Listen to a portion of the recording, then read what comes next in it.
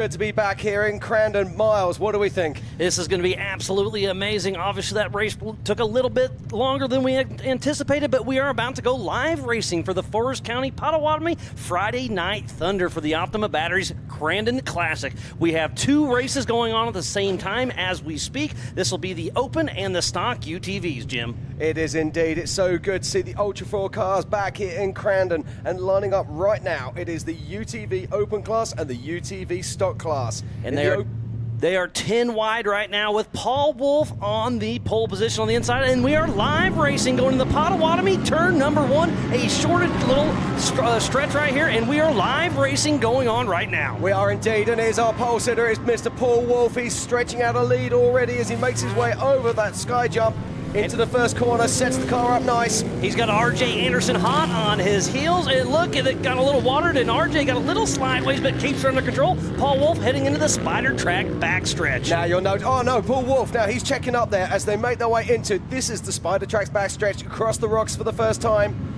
This just shows you what these cars can do. So RJ Anderson on the inside, Paul Wolf on the outside with a little bit more traction, it looks like, as they'll be heading towards the Yukon launch. And look at the Spider Track's rocks right there. What a great spectacle we have on our hands, Jim. We do indeed, as Paul Wolf makes his way into the distance. Now, Miles, let's talk about this course, because this course is different to the course we've seen the other cars racing today.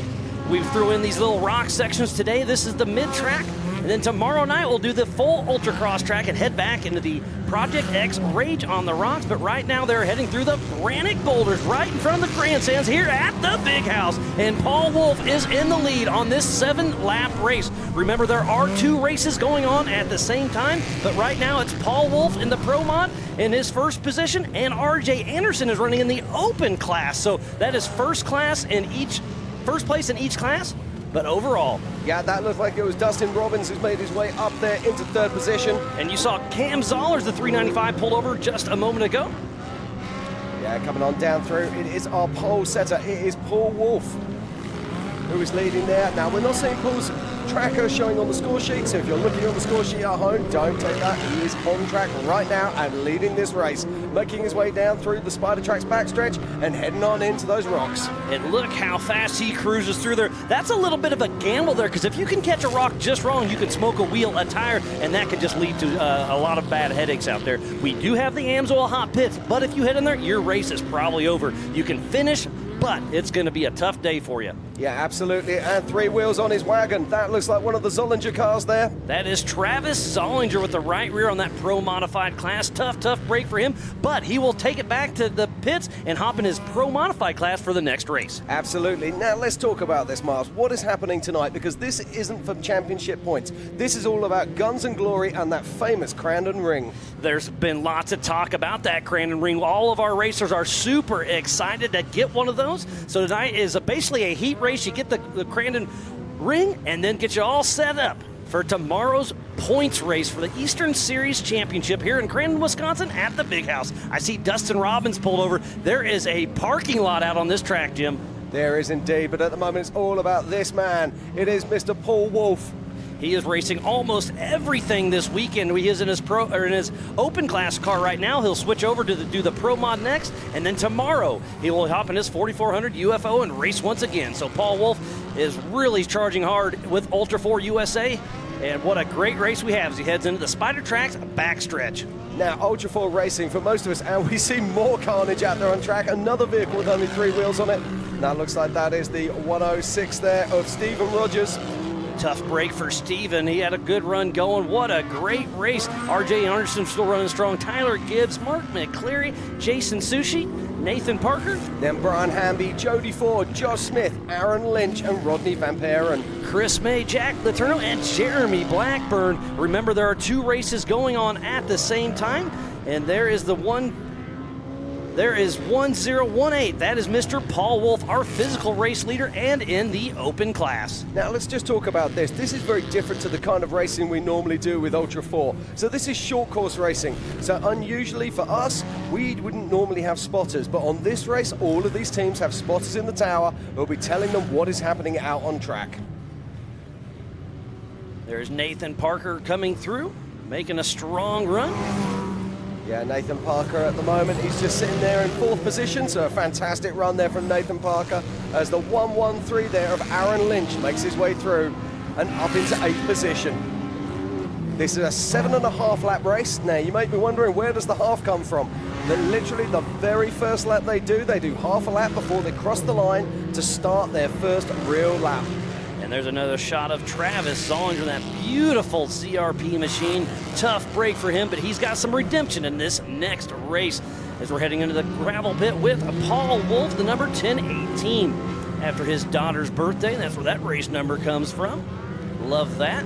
It is a family-friendly affair here at Ultra 4 USA. We're heading into Calamity Court. And this is the Optima Batteries Crandon Classic, and at the moment it's a classic display of driving genius from this man, Paul Wolf. And I love how these cars can race here at the Big House, doing the best short course race we have of the season, and then we go race King of the Hammers. We race Pennsylvania, the woods and the trees, and a little bit of everything. And look at this, Paul Wolf is coming into lap traffic. Now, normally we'd ask a question here, is lap traffic going to play a part? But Paul Wolf is so hugely experienced, I think he'll just pick his way through. And that goes back to the spotters, because they can say, hey, you have Paul Wolf, the race leader, coming behind you, so they usually pull over, because we are very sportsmen here at Ultra 4. Yeah, and that's absolutely right, so they will be saying that in the tower. Gets around Clay Wallstead right there. Lots of action. There is Jeremy Blackburn. Now I'm just looking and up Austin Warren. Yeah, I'm looking here. There is a change in the top 3. I do not see RJ Anderson up there anymore. It looks like Taylor Gibbs has moved up into 2nd place, and in 3rd is Nathan Parker. There are cars dropping like flies out there this afternoon, Miles. And 4th, Mark McClary, then Jason Sushi, Josh Smith, Aaron Lynch.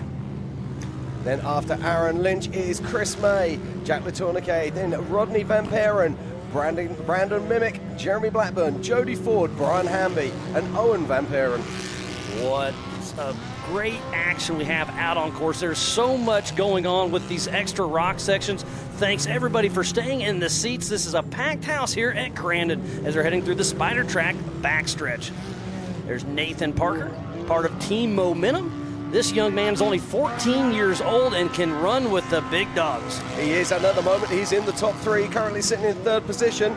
And there is our race leader, the 1018 of Mr. Paul Wolf. In the Brannick Boulders, driving around some broken parts out here.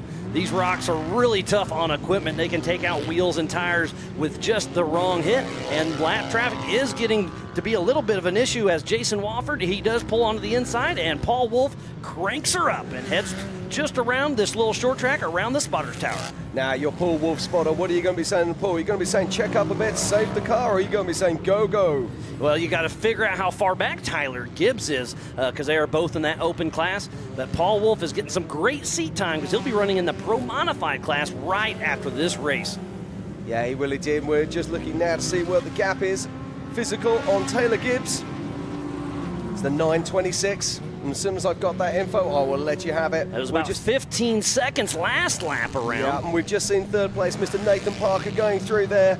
He's around about 20 seconds behind Paul Wolf. Well, you say 3rd place, that's physical 3rd. Nathan Parker is leading the stock class as we speak with Aaron Lynch in 2nd in stock, Mark McCleary 3rd in stock. In open, it's Paul Wolf, Tyler Gibbs, and then Jason Sushi. Remember, there are 2 races going on at the same exact time here at the Big House. It is indeed, and it's worth noting that these all fall under the banner of 4,900 in Ultra 4 UTV. There's Mitchell Roccacelli heading through out of Beaver Dam, Virginia.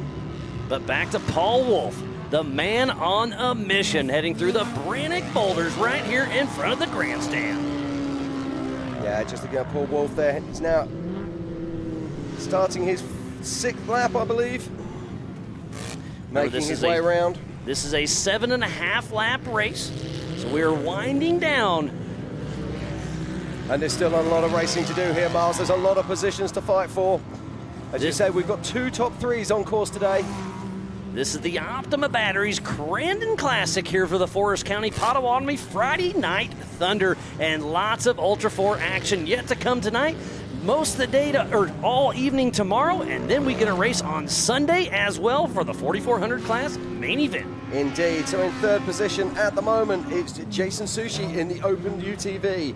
Then in second position in Open UTV is Tyler Gibbs. But at the moment, it's our pole sitter is Mr. Paul Wolf in first position Open UTV and in first position overall. And in stock class, it is Mark McCleary in that third spot, Aaron Lynch in number 2, and Nathan Parker leading the stock class. Yeah, Nathan Parker is third physically on track at the moment. What a fantastic run from this young man. Yeah, the stock class has to have an OEM chassis, 33-inch tires. The Open is build it, dream it, make it happen. They're racing Pro Rs out there and everything else. Yeah, look at this. This is our race leader, 1018, Mr. Paul Wolf, and he makes these rocks look so easy. But look at the bomb coming through right behind him. I believe that might be Tyler Gibbs. I think it might well be. He sniffs. So Tyler Gibbs is really trying to reel in. I was just watching Paul Tyler Wolf. there. Has he got a flat tire? I don't want to jinx it, but I was just looking. The car just looked out of shape there. Or am I seeing things? We'll find out in a moment. And we watch Paul Wolf. We are on the final lap of this race. Next time around for Paul Wolf or Tyler Gibbs will be the checkered flag. And you know the spotters in Paul Wolf's ear saying, hey, Tyler's pushing. He is coming for you. So Paul's got to really be on his game right now as he's heading into the Spider Track backstretch. Yeah, he's already checking out his hands and thinking, which finger am I going to put that ring on? But he needs to keep it together now. Look at the pace as he goes through those Spider Tracks rocks. And if I'm not mistaken, he is driving that same exact car in the next race, so he has to think about that. He has to save it for his points race as well. But Tyler's right behind him as they head into the Yukon launch. One more turn to go for Paul Wolf as he's getting a little lap traffic with Van Effen. Yeah, be coming around now, and he's going to be getting the checkered flag as he comes around Calamity Corner. And there he is. Paul Wolf gets the checkered flag, and he'll be taking home a ring tonight.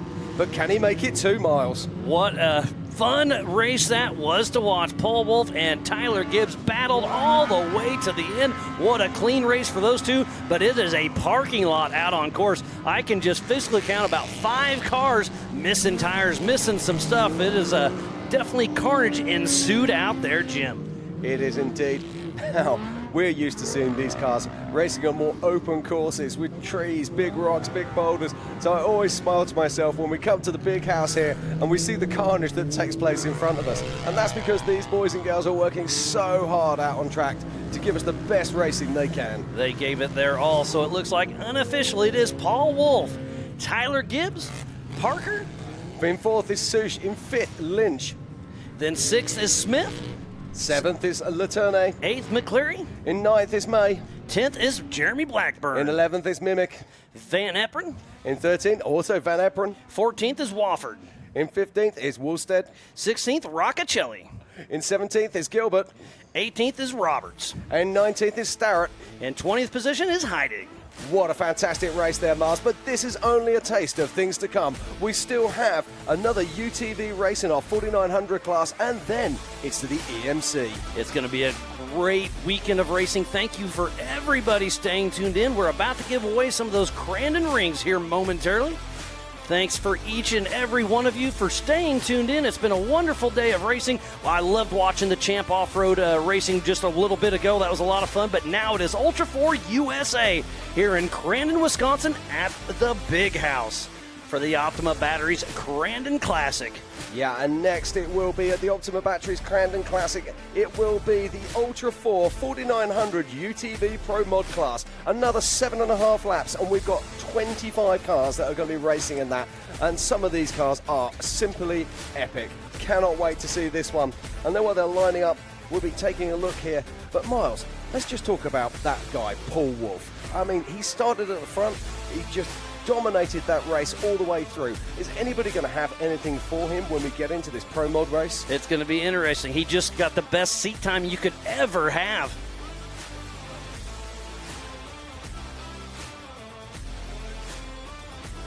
Yeah, so as we're looking here, I'm just looking at the starting order for the next race. And in pole position, would you believe it? It is going to be Mr. Paul Wolf. In second is Mike Park. In third position, it will be Zach Pollock. And fourth is going to be Kyle Cheney. But what a wonderful race we just got done watching. Sounds like we have a Rugged Race Radio's highlight package coming with us right now. Racing going on right. So there's Paul Wolf on the hole shot with RJ Anderson right on his tail. Now, RJ was staying with him and actually looked like he was going to give some problems. And you see him going fully sideways there as he makes his way around. And, of course, then we saw Travis Zollinger making his way off track. But just look at the pace here. That's Nathan Parker. And I hope you guys and gals love the rocks just as much as we do as he hits the Yukon launch.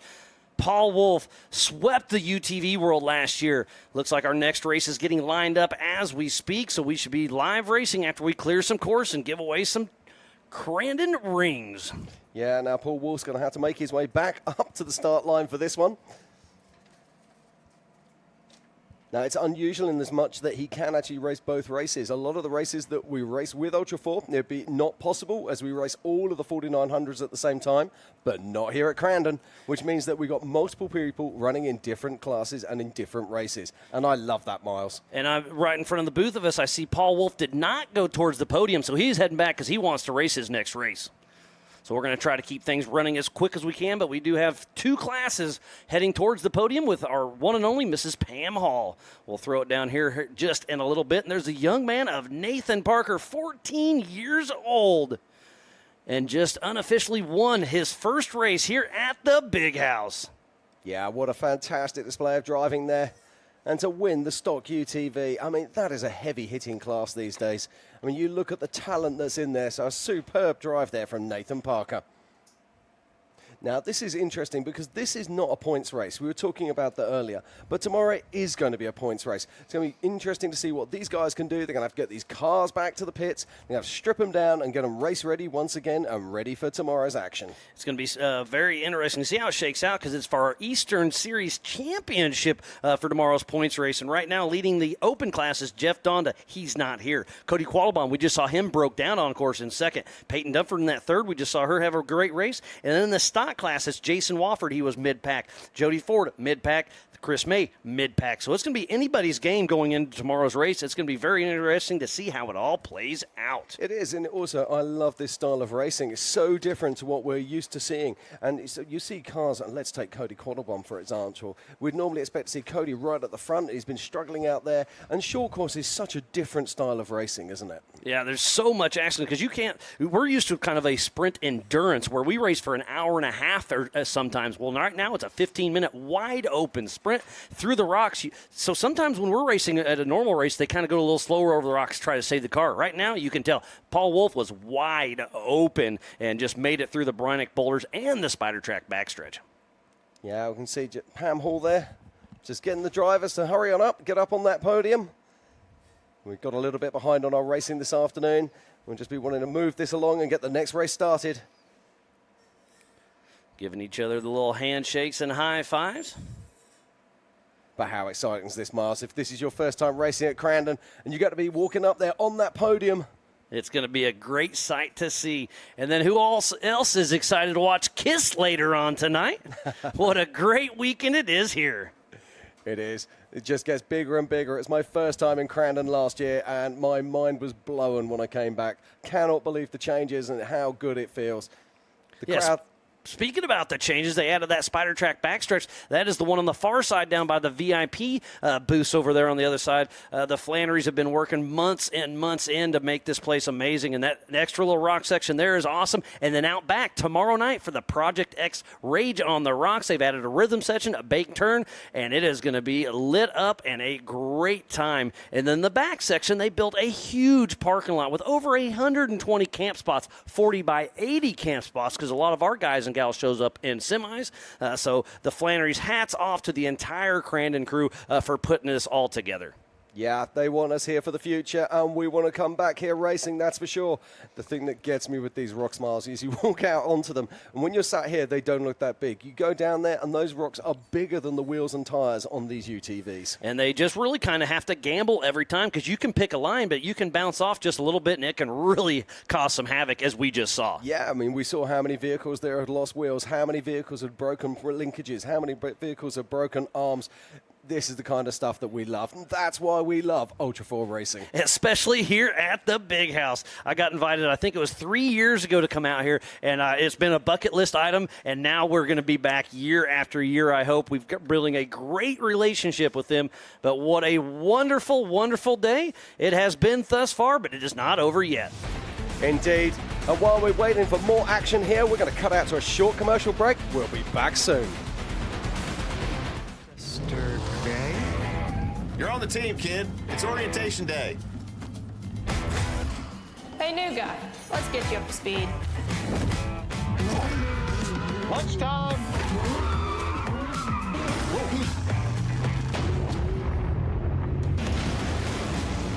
Your workspace is ready. Looks like you got a corner office. Be part of something greater. Toyota. Let's go places. You're watching Speed Sport 1, your home for great American grassroots racing. It's time to rumble! Whether you're into sprint cars or stock cars, at the line! Modifieds or midgets, down to the low side, retake the lead! Dirt lane models or demolition derby. Oh! Speed Sport 1 has the grassroots action you love. Are you kidding me? Speed Sport 1, the Motorsports Network.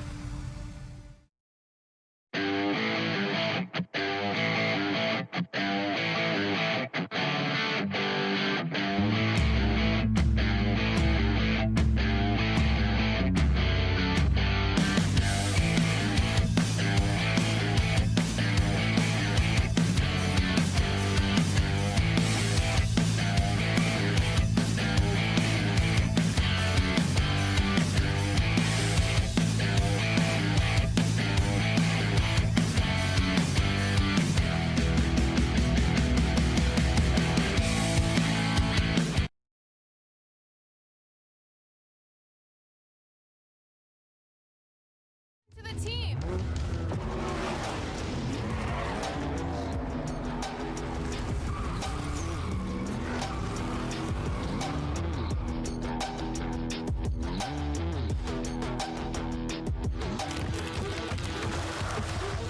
Who wants to race? I like this team.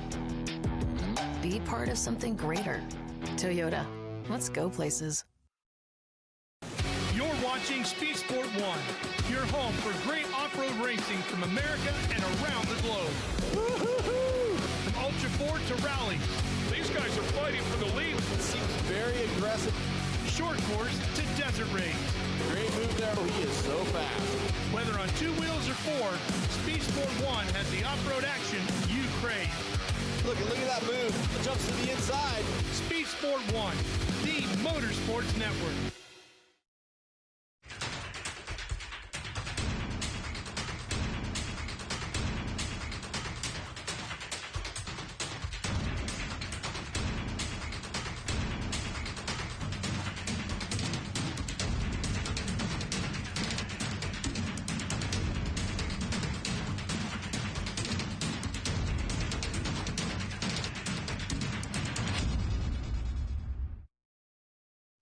Welcome back to the Forest County Potawatomi Friday Night Thunder for the Ultra 4 Optima Batteries Crandon Classic. What a great race we just had for the for the open class and the stocks. We have our one and only Mrs. Pam Hall going to give away some of those Crandon rings. Pam, take it away.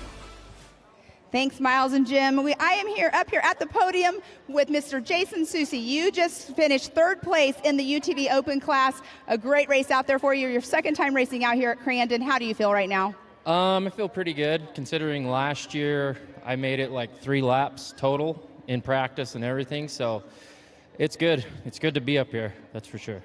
Well, you got that number 3 spot. I know there's other races going on, so your other 2 competitors are not up here on the podium with you right now, but feeling pretty good up here after last year, like you were just saying. And how else, who all would you like to thank for getting you up here today?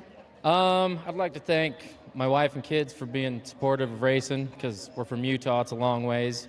And I want to thank my boss, Travis Zollinger, the ZRP. Wouldn't be here if it wasn't for him. And he's out there on the line too, going again. But yeah, pretty much just those guys and everybody back at the shop that makes all the parts that a lot of these guys have. So that's it. Well, you guys really put the parts to test. I mean, what a way to test the parts that you guys are selling to everybody as you guys come out here and race on them yourself. So it's definitely a testament to your company. Yeah, it is. I mean, my car, we didn't touch it since Disney last year. And that race was brutal. And there it is, still in one piece. Well, congratulations on that number 3 spot. We'll let you go so you can go watch the boss man.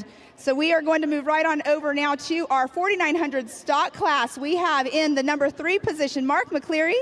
Second position, Aaron Lynch. And in that number 1 position, Mr. Nathan Parker.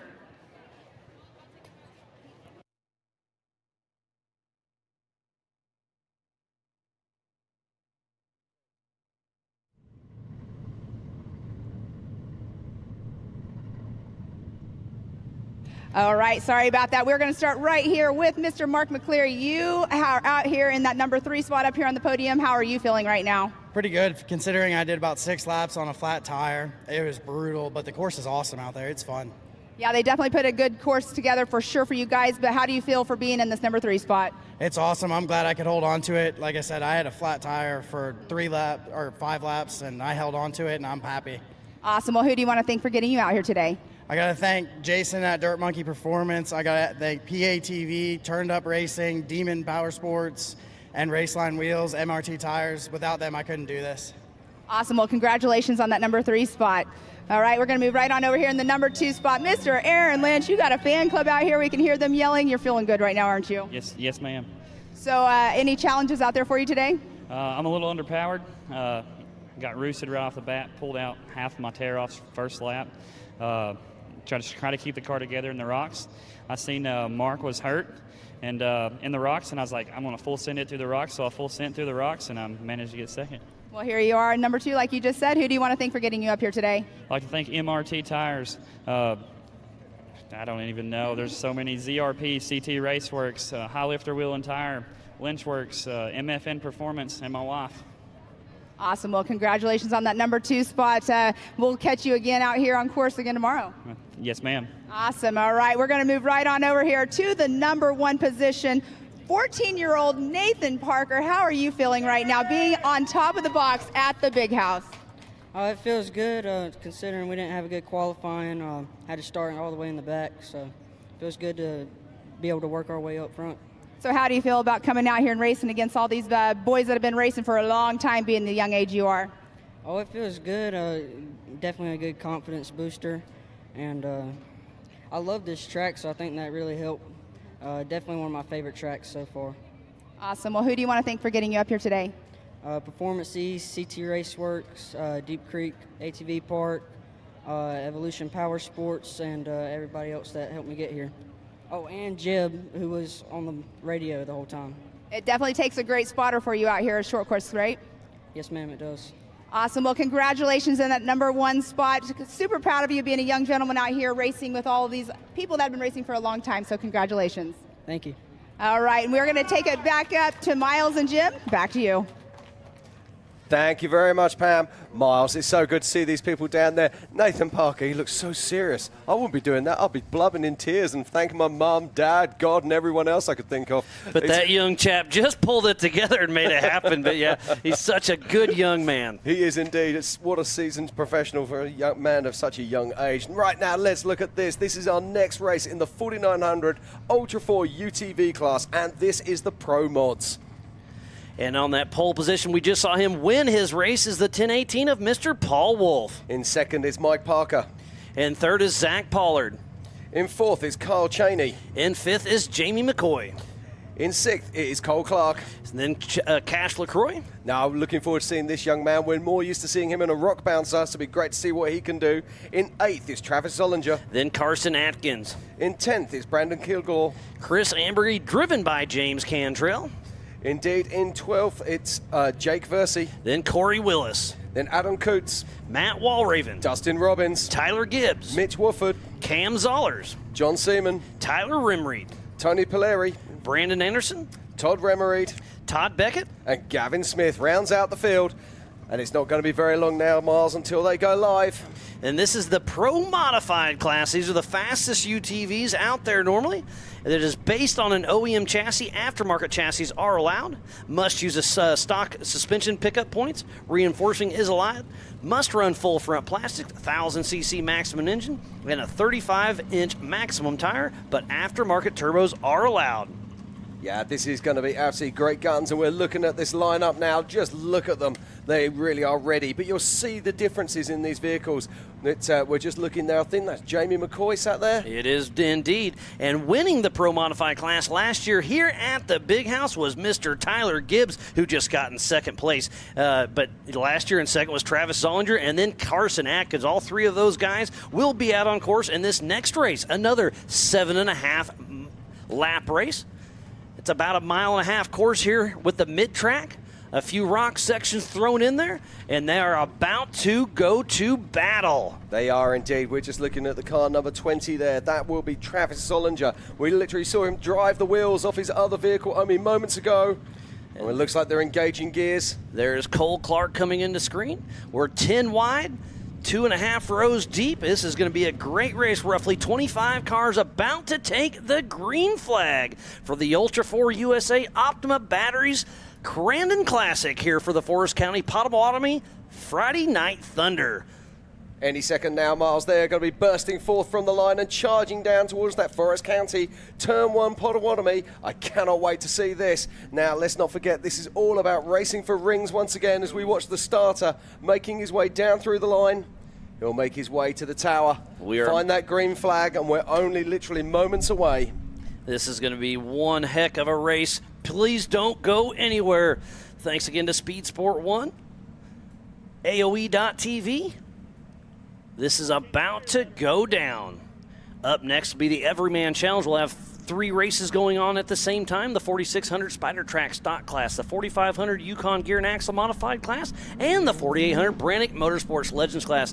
There's the yellow flag. The green flag is flying, and we are hot and going in. Mr. Paul Wolf looks like he's going to get the whole shot once again, but he does have Cash LaCroix on the outside, and it looks like Kyle Cheney right in the mix. We are 3 wide, and Kyle Cheney racing for Robert Parker just get by both of them in one pass. He does indeed. Fantastic. Let's not forget, though, Paul Wolf's car has already raced one race here. What's it got left? Has it got enough to be able to be competitive against Kyle Cheney? The Kyle Cheney they call the Ghost because he just disappears when he's out in front. But look at that. Paul Wolf just goes for the pass and gets around Kyle Cheney, and that is seat position. He knew where those rocks were. Side by side, open wheels action, getting a little touched up, but Kyle Cheney and Paul Wolf are battling out there in those Can-Ams. They are indeed. See Kyle Cheney there. Just as I said, they call him the Ghost. Being wound back in there by Paul Wolf. And there is Cash Lee Croy right behind them, racing in Jay Shaw's old car. So 1, 2, 3 is Paul Wolf, Kyle Cheney, and Cash Lee Croy as they're heading into the Brannick Boulders. Oh, did I hear a tire? It looks like, is it the right rear of Paul Wolf? Yes, it is. I can hear it from the booth. Paul Wolf has a right rear flat tire, so Kyle Cheney should get around him pretty quick. There's big contact there from Kyle Cheney as he makes his way past Paul Wolf. He's got to be careful there. Now, it looks like Paul Wolf has 2 flat tires. He sent her a little bit too hard, so tough break for Paul Wolf. Yeah, I think that's racing. I think he also might have a control arm there broken. But right now, it's all about this guy. This is Kyle Cheney racing for Robert Parker. You guys here at Crandon are used to that name. He races with Champ Off-Road, but it looks like he may have a soft right rear tire as well. It's all drama here at the Big House, and I think you're right there, Miles, as we watch him sliding on in. Hard to tell at this angle.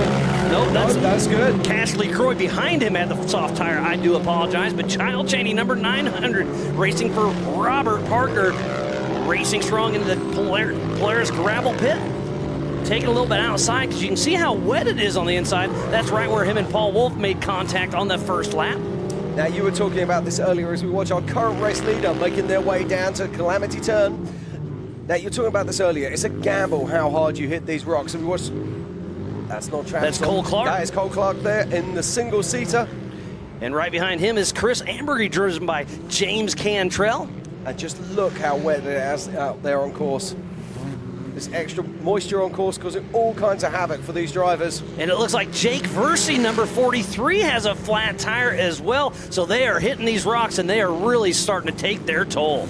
So that's strategy. How hard do you run? Do you want to run up front, or do you want to run mid-pack and save the car and save it for the end of the race? This is a 7.5 lap race here at the Big House in Crandon, Wisconsin, as we're watching the Brannick boulders right in front of the stage, and more tires are smoked right there. Yeah, it's really interesting watching tactics there. Watching Jamie McCoy picking his lines through there very, very gingerly indeed. I think this race could be a war of attrition. We've already seen race leader and our previous race winner, Paul Wolf, go out with a double flat.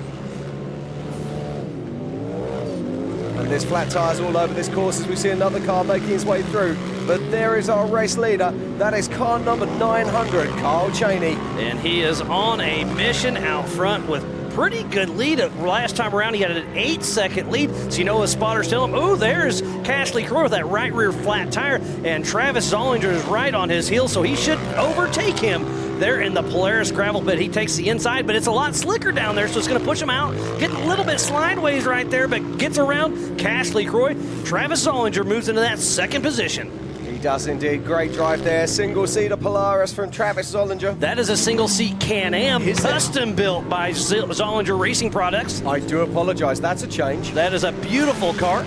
We just saw his car lost a right rear on the last race, but this single-seat Can-Am is pushing strong. But Cashley Croy, with that right rear flat tire, is still pushing strong. Oh, Cashley Croy took a big hit there, and he has got a flat now on the front as well. You can just see that. He literally stopped the car dead. So it looks like it is Mike Park, then Tyler Gibbs, Cole Clark, Jamie McCoy, Carson Atkins. What a lot of action all over this race. Yeah, there's Tyler Gibbs and Mike Park, then Cashley Croy. Yeah, now Cashley Croy is going to have a tough day at the office now. 2 flat tires, both on the passenger side.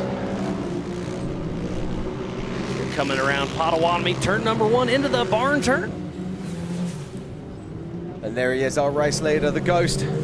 Kyle Cheney back at the Spider Track backstretch, and that car still looks like it's in excellent position. Remember, this is just the heat race, getting everything set up for tomorrow's Eastern Series Championship. But they are racing for rings today, Miles. And Tyler Gibbs sends it, trying to get around Mike Park, but they get a little contact. Did Gibbs hit a right rear tire? He does. He lost the right rear, so center a little bit too hard, bub. And that's the gamble you were talking about earlier, Miles. Send it too hard at those rocks, and those rocks will bite you. These are 35-inch tires. As we're back with Cashley Croy in the number 17 of Jay Shaw's Adventure Lifestyle car. But he's still pushing. He is indeed. This is a car that actually qualified second overall in Visions only a few weeks ago. And that car is actually one of Kyle Cheney's old King of the Hammers winning cars, so it's been around the block for a while. We're back to Travis Zollinger in the Argonne corner. Yeah, the difference of these vehicles is what I enjoy about it. They take that rule book, they tear it apart, and they build the very best vehicles they can. So Mike Park in that physical third position, and there's the 395 of Cam Zoller's pulled over once again with a right front. Looks like a ball joint issue, so tough break. 2 races in a row for Cam Zoller's. Literally a tough break, Miles. And still the action continues here as we watch the Ultra 4 4900 class, and this is the UTV Pro Mods. 7.5 laps around this battle-hardened Crandon track. There's the caveman of Brandon Anderson out in front of this car. These cars are getting muddy. It's getting harder to tell who is who out on course for the Ultra 4 USA Optima Batteries Crandon Classic here at the Big House. There's Peyton Dunford, one of our young female drivers out there having some fun. Indeed, we're just around about halfway, or just over halfway through this race. And you can see people, they're already struggling with visibility. Ran out of tear-offs already. Now, this is our race leader, Carl Cheney. I was just wondering if he was slowing down there for a moment. No, he is getting around some Zach Pollard of some lap traffic. Yeah, he's looking good. Let's not forget, all of these drivers have spotters up in the tower, and they'll be talking to him and telling them what's going on. There's Matt Walraven battling with James Cantrell. Now, we were chatting to James earlier today. We said, what are you going to do? He said, do you know what? I'm just going to fill the course and see what happens. And have some fun, and that's what the main event is out here, is fun. Now, just like all you fans here in the grandstands. Just watching James's car there, I just wonder if that front end's pulling properly. Just seem to be roosting hard at the back. Oh, look at this now, is that? That's Cole Clark. It looks like a left front flat tire for him, and Cash LeCroy still has those two right flat tires. He has dropped back to 6th position. Mr. Cash for his first time racing with Ultra 4 USA. Yeah, and you can see him there working the microfiber cloth hard as he tries to see where he's going. But if he can salvage a top 10, that'll put him on the front row. So right now, for the young man of Cash LeCroy, it's all about strategy. But there's our physical race leader, Kyle Cheney, driving for Mr. Robert Parker. Yeah, he comes around now to complete his 5th lap. 2.5 or 2 laps left now for Kyle Cheney. And don't forget, you can pull into the AMSOIL hot pits, but your race is probably going to be over. You're probably going to lose quite a few positions if you pull in there. Well, you're going to at least 2 laps, I would imagine. That was John Seaman. Now we're back to Travis Zollinger, Zach Pollard. It looked like Mike Park. Yeah, if you look at the back of the rocks there, those are really starting to stand up on the back of that Brannock rock pile, and it looks like they're starting to move around and change. So they're changing every single lap. There's Jamie McCoy. Right, we just saw there was Jamie McCoy picking his way through. Let's keep an eye on Jamie McCoy. I'm expecting him to start making his way up through the field. And look, Cash is still pushing. Ooh, we got Jamie McCoy making a pass on the inside over Jake Versey as he hits the Yukon launch, but then Jamie checks up. Not sure what happened there. Yeah, that's unusual for Jamie. Jamie's usually... left front flat tire for Jamie McCoy. Tires are an issue here, Jim. They are indeed. Now, Matt Walraven gets around? Yeah, I was watching Jamie. I knew he's a very tactical player. I was expecting to hold back a little bit and then really hit the ground hard, but that flat tire is going to slow him down. The Brannock boulders are certainly showing to be a tough obstacle here for the Forest County Potawatomi Friday Night Thunder. There's Mitch Wofford, the single-seat Polaris. You beat me to it there, Miles. We just saw his dad, Jason Wofford, run the last race, but it looks like is he pulling off or just heading out wide? He'd probably find that his spotter said to him, he's got traffic behind him, get out the way. I think he's a little off pace even more than that, yeah, Jim. just so tough break for him. Yeah, just looking also, it looks like he had his visor up and it looks like his eyes were full of mud. So, yeah, very difficult conditions out there. Right now, it's still Kyle Cheney out front, then Mike Park, Travis Zollinger, John Seaman, Carson Atkins, Todd Beckett, Cole Clark, Jake Versey, Matt Walraven, Jamie McCoy, Cash LeCroy, Chris Hamburgy, Mitch Wofford, Brandon Anderson, and Zach Pollard. And Jim, while you're reading that off, the white flag did come out for Mr. Kyle Cheney. So he's on his final lap now. We're only a few moments away as Jamie McCoy makes his way across the rocks once again. And if we can keep with this rock section, I think our physical race leader is right behind Jamie McCoy. Look at the pace.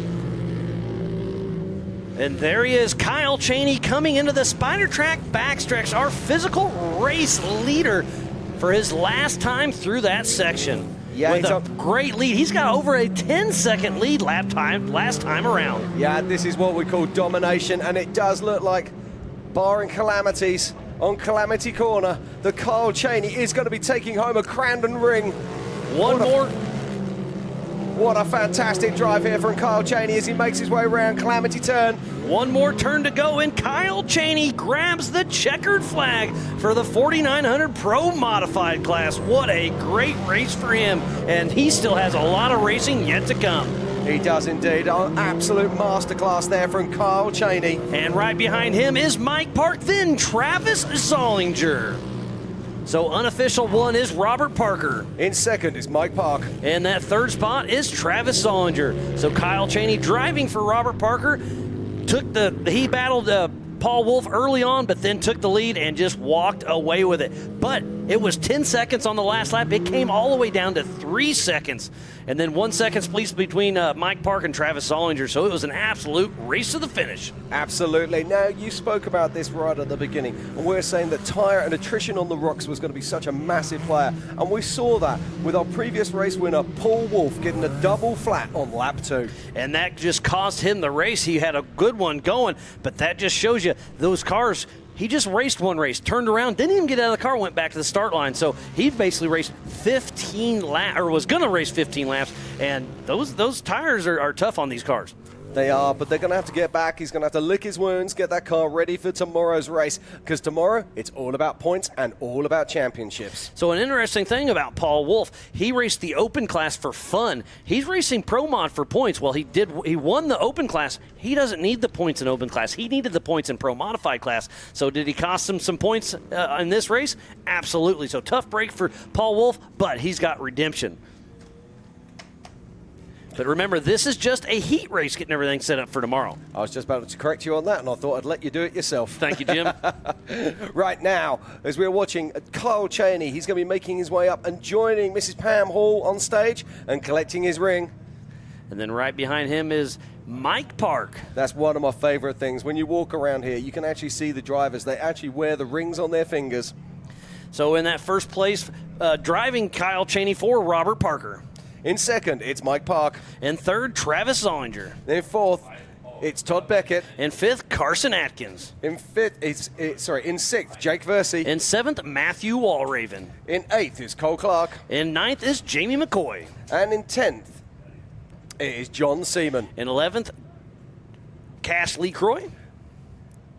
And then in 12th, it is Chris Ambergy. In 13th is Anderson. In 14th, Mitch Woodford. 15th, Polari, driven by Eric Vallard. In 16th is Pollard. 17th, Rimreed. In 18th is Gibbs. 19th was Zollers. And in 20th, it was Willis. So tough break for Paul Wolf. He'll be taking a backpack for tomorrow's race. Yeah, what a fantastic race we've just seen. I'm just loving this so much. But let's just check out some of the highlights of this race, Miles. And there is the start of the race with Paul Wolf out front, but look at Kyle Cheney on the outside just pushing strong. It was a great battle between Kyle Cheney, Paul Wolf, and Cashley Croy at this first lap. Yeah, just look at the pace here. Look at the way Paul Wolf comes past Kyle Cheney. The first lap. Exactly. But there he is. That's what cost him the race right there. He sent her a little too hard and got a double rear flat. He did, and you called that. We actually heard the tires pop from our soundproof booth up here at Crandon. And then there's another tire. This race is all about tires and the Brannock Boulders and the Spider Track backstretch. And don't forget, tomorrow night is the Project X Rage on the Rocks. So more rocks back there, more rhythm sections will be lit up. Be sure to check back in tomorrow night for sure. Lining up right now is the Everyman Challenge. We have the 4600 Spider Track stock class coming from the back. Then it's the 4500 Yukon Gear and Axle modified class and the 4800 Brannock Motorsports Legends class. They are intermixed. So there are going to be 3 races going on at the same time. This is going to be one to watch for sure. Yeah, absolutely. And heading out the pack is Dwayne Garrettson in the 4500 class. How impressive is that? Right behind him in the 4800 class is number 56 of Brent Harrell. Yeah, then in third position in a 4500 yet again, it's Jesse Oliver. In fourth spot is Woody Rose. Now, Woody Rose. Now, I'm very interesting to watch that man. But in fifth place, we've got Jeff Martin, also in a Legends class vehicle. In sixth place is Brian Trimp. There's Sean Rasky. Eighth is Jeremy Jones. Now, Jeremy Jones, he had a problem yesterday with his engine, so it's going to be interesting to see if he's on the grid this afternoon. And let's talk about that just for a quick blip. He lost an engine. Well, he called or was in the pits. One of his buddies drove 7 hours to get his spare engine, brought it back. They put it in last night, buttoned it up this morning, and Jeremy Jones is able to run thanks to one of his buddies of Tad Dowker with North Shore Raceworks. Then in another 4500 class car is Rick Levezzo in 9th position. And 10th is Justin Hall. Now, Justin Hall was last year's ring winner, but he had a shocking prologue. Let's see what he can do from 10th spot. And 11th is Anthony Vinoy making his 4800 debut. And in 12th position, we've got Justin Barth. Sean Rance is in that 13th spot. 14th goes to Greg Neff. And 15th is Eric Weichel. 16th, Ryan Webb. In 17th is Justin Miron. 18th, Cody St. Clair. And in 19th is Brian Moore. And 20th is Ryan Taylor, driven by Corey Day. And then in 21st, we got Bailey Cole. And this starts out the 4600 Spider Track stock class. And second is John Rance. And in third is Lauren Healy.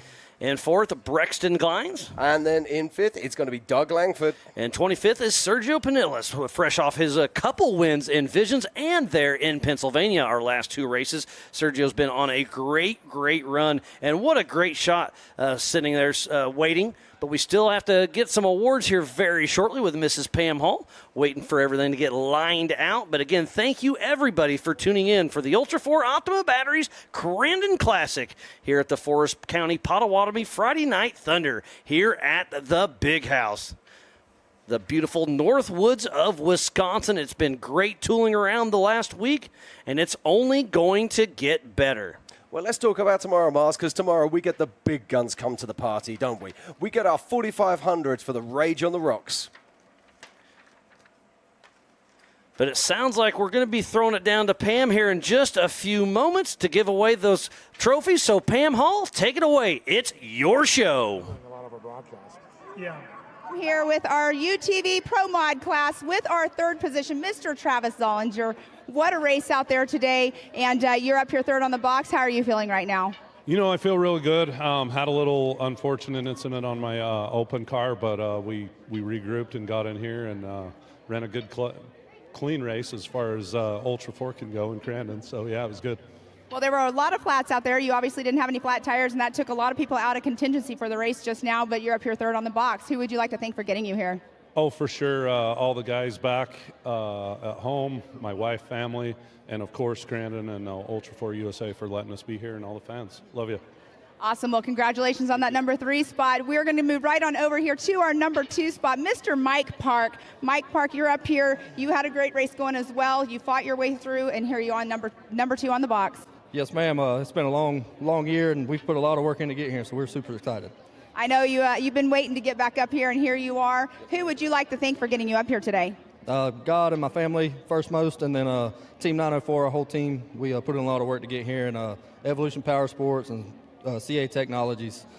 And Mr. ZRP, he stands behind us, so we got a bunch of guys that stand behind us. We appreciate all of them.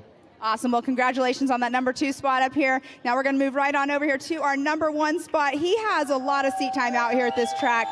Kyle Cheney, you're racing for Robert Parker. You're up here number 1 on the box. How are you feeling right now? Yeah, no, it's great. My Can-Am Team Momentum car did awesome today. You know, I got to thank CT Raceworks for getting that thing built. My Yokohama tires hooked up amazing, even though the track was crazy wet the whole race. You know, I had grip the whole time, race line wheels. I just got to thank the Shuring Speed Sports team for having me here and, you know, my guys and everything, and we're going to be prepped and ready. Hopefully we're up here in Pro Mod and Pro 4. I want to give a shout out to Nathan Parker. I'm pretty sure he won just a little bit ago, so Team Momentum won. So I got to thank those little guys right there, Peanut and Xander. He said that Z word. My girlfriend's name's Zion, so it's tough. Sometimes I forget, but yeah, nope. Just looking to be up here tomorrow, and that's about it.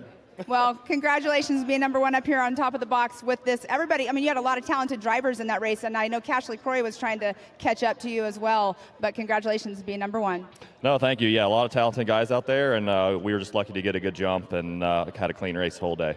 Awesome. Thank you. Awesome. Well, congratulations. Let's give it up for our 1, 2, and 3 in our UTV Pro Mod class. I'm Robert Parker, but it is not him this weekend. We have Mike Park and Travis Zollinger. Congratulations. Thank you, Pam, and what a wonderful race we had right there. But we're going to reset and have the Everyman Challenge coming right back up. So more racing action yet to come. Stay tuned in after this. Okay. You're on the team, kid. It's orientation day. Hey, new guy, let's get you up to speed. Lunchtime.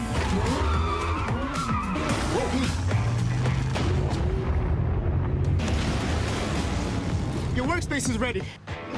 Looks like you got a corner office. Be part of something greater. Toyota. Let's go places. You're watching Speed Sport 1, your home for great American grassroots racing. It's time to rumble! Whether you're into sprint cars or stock cars, At the line! modifieds or midgets, Down to the low side, we take the lead! dirt lane models or demolition derby, Speed Sport 1 has the grassroots action you love. Oh, you kidding me? Speed Sport 1, the Motorsports Network.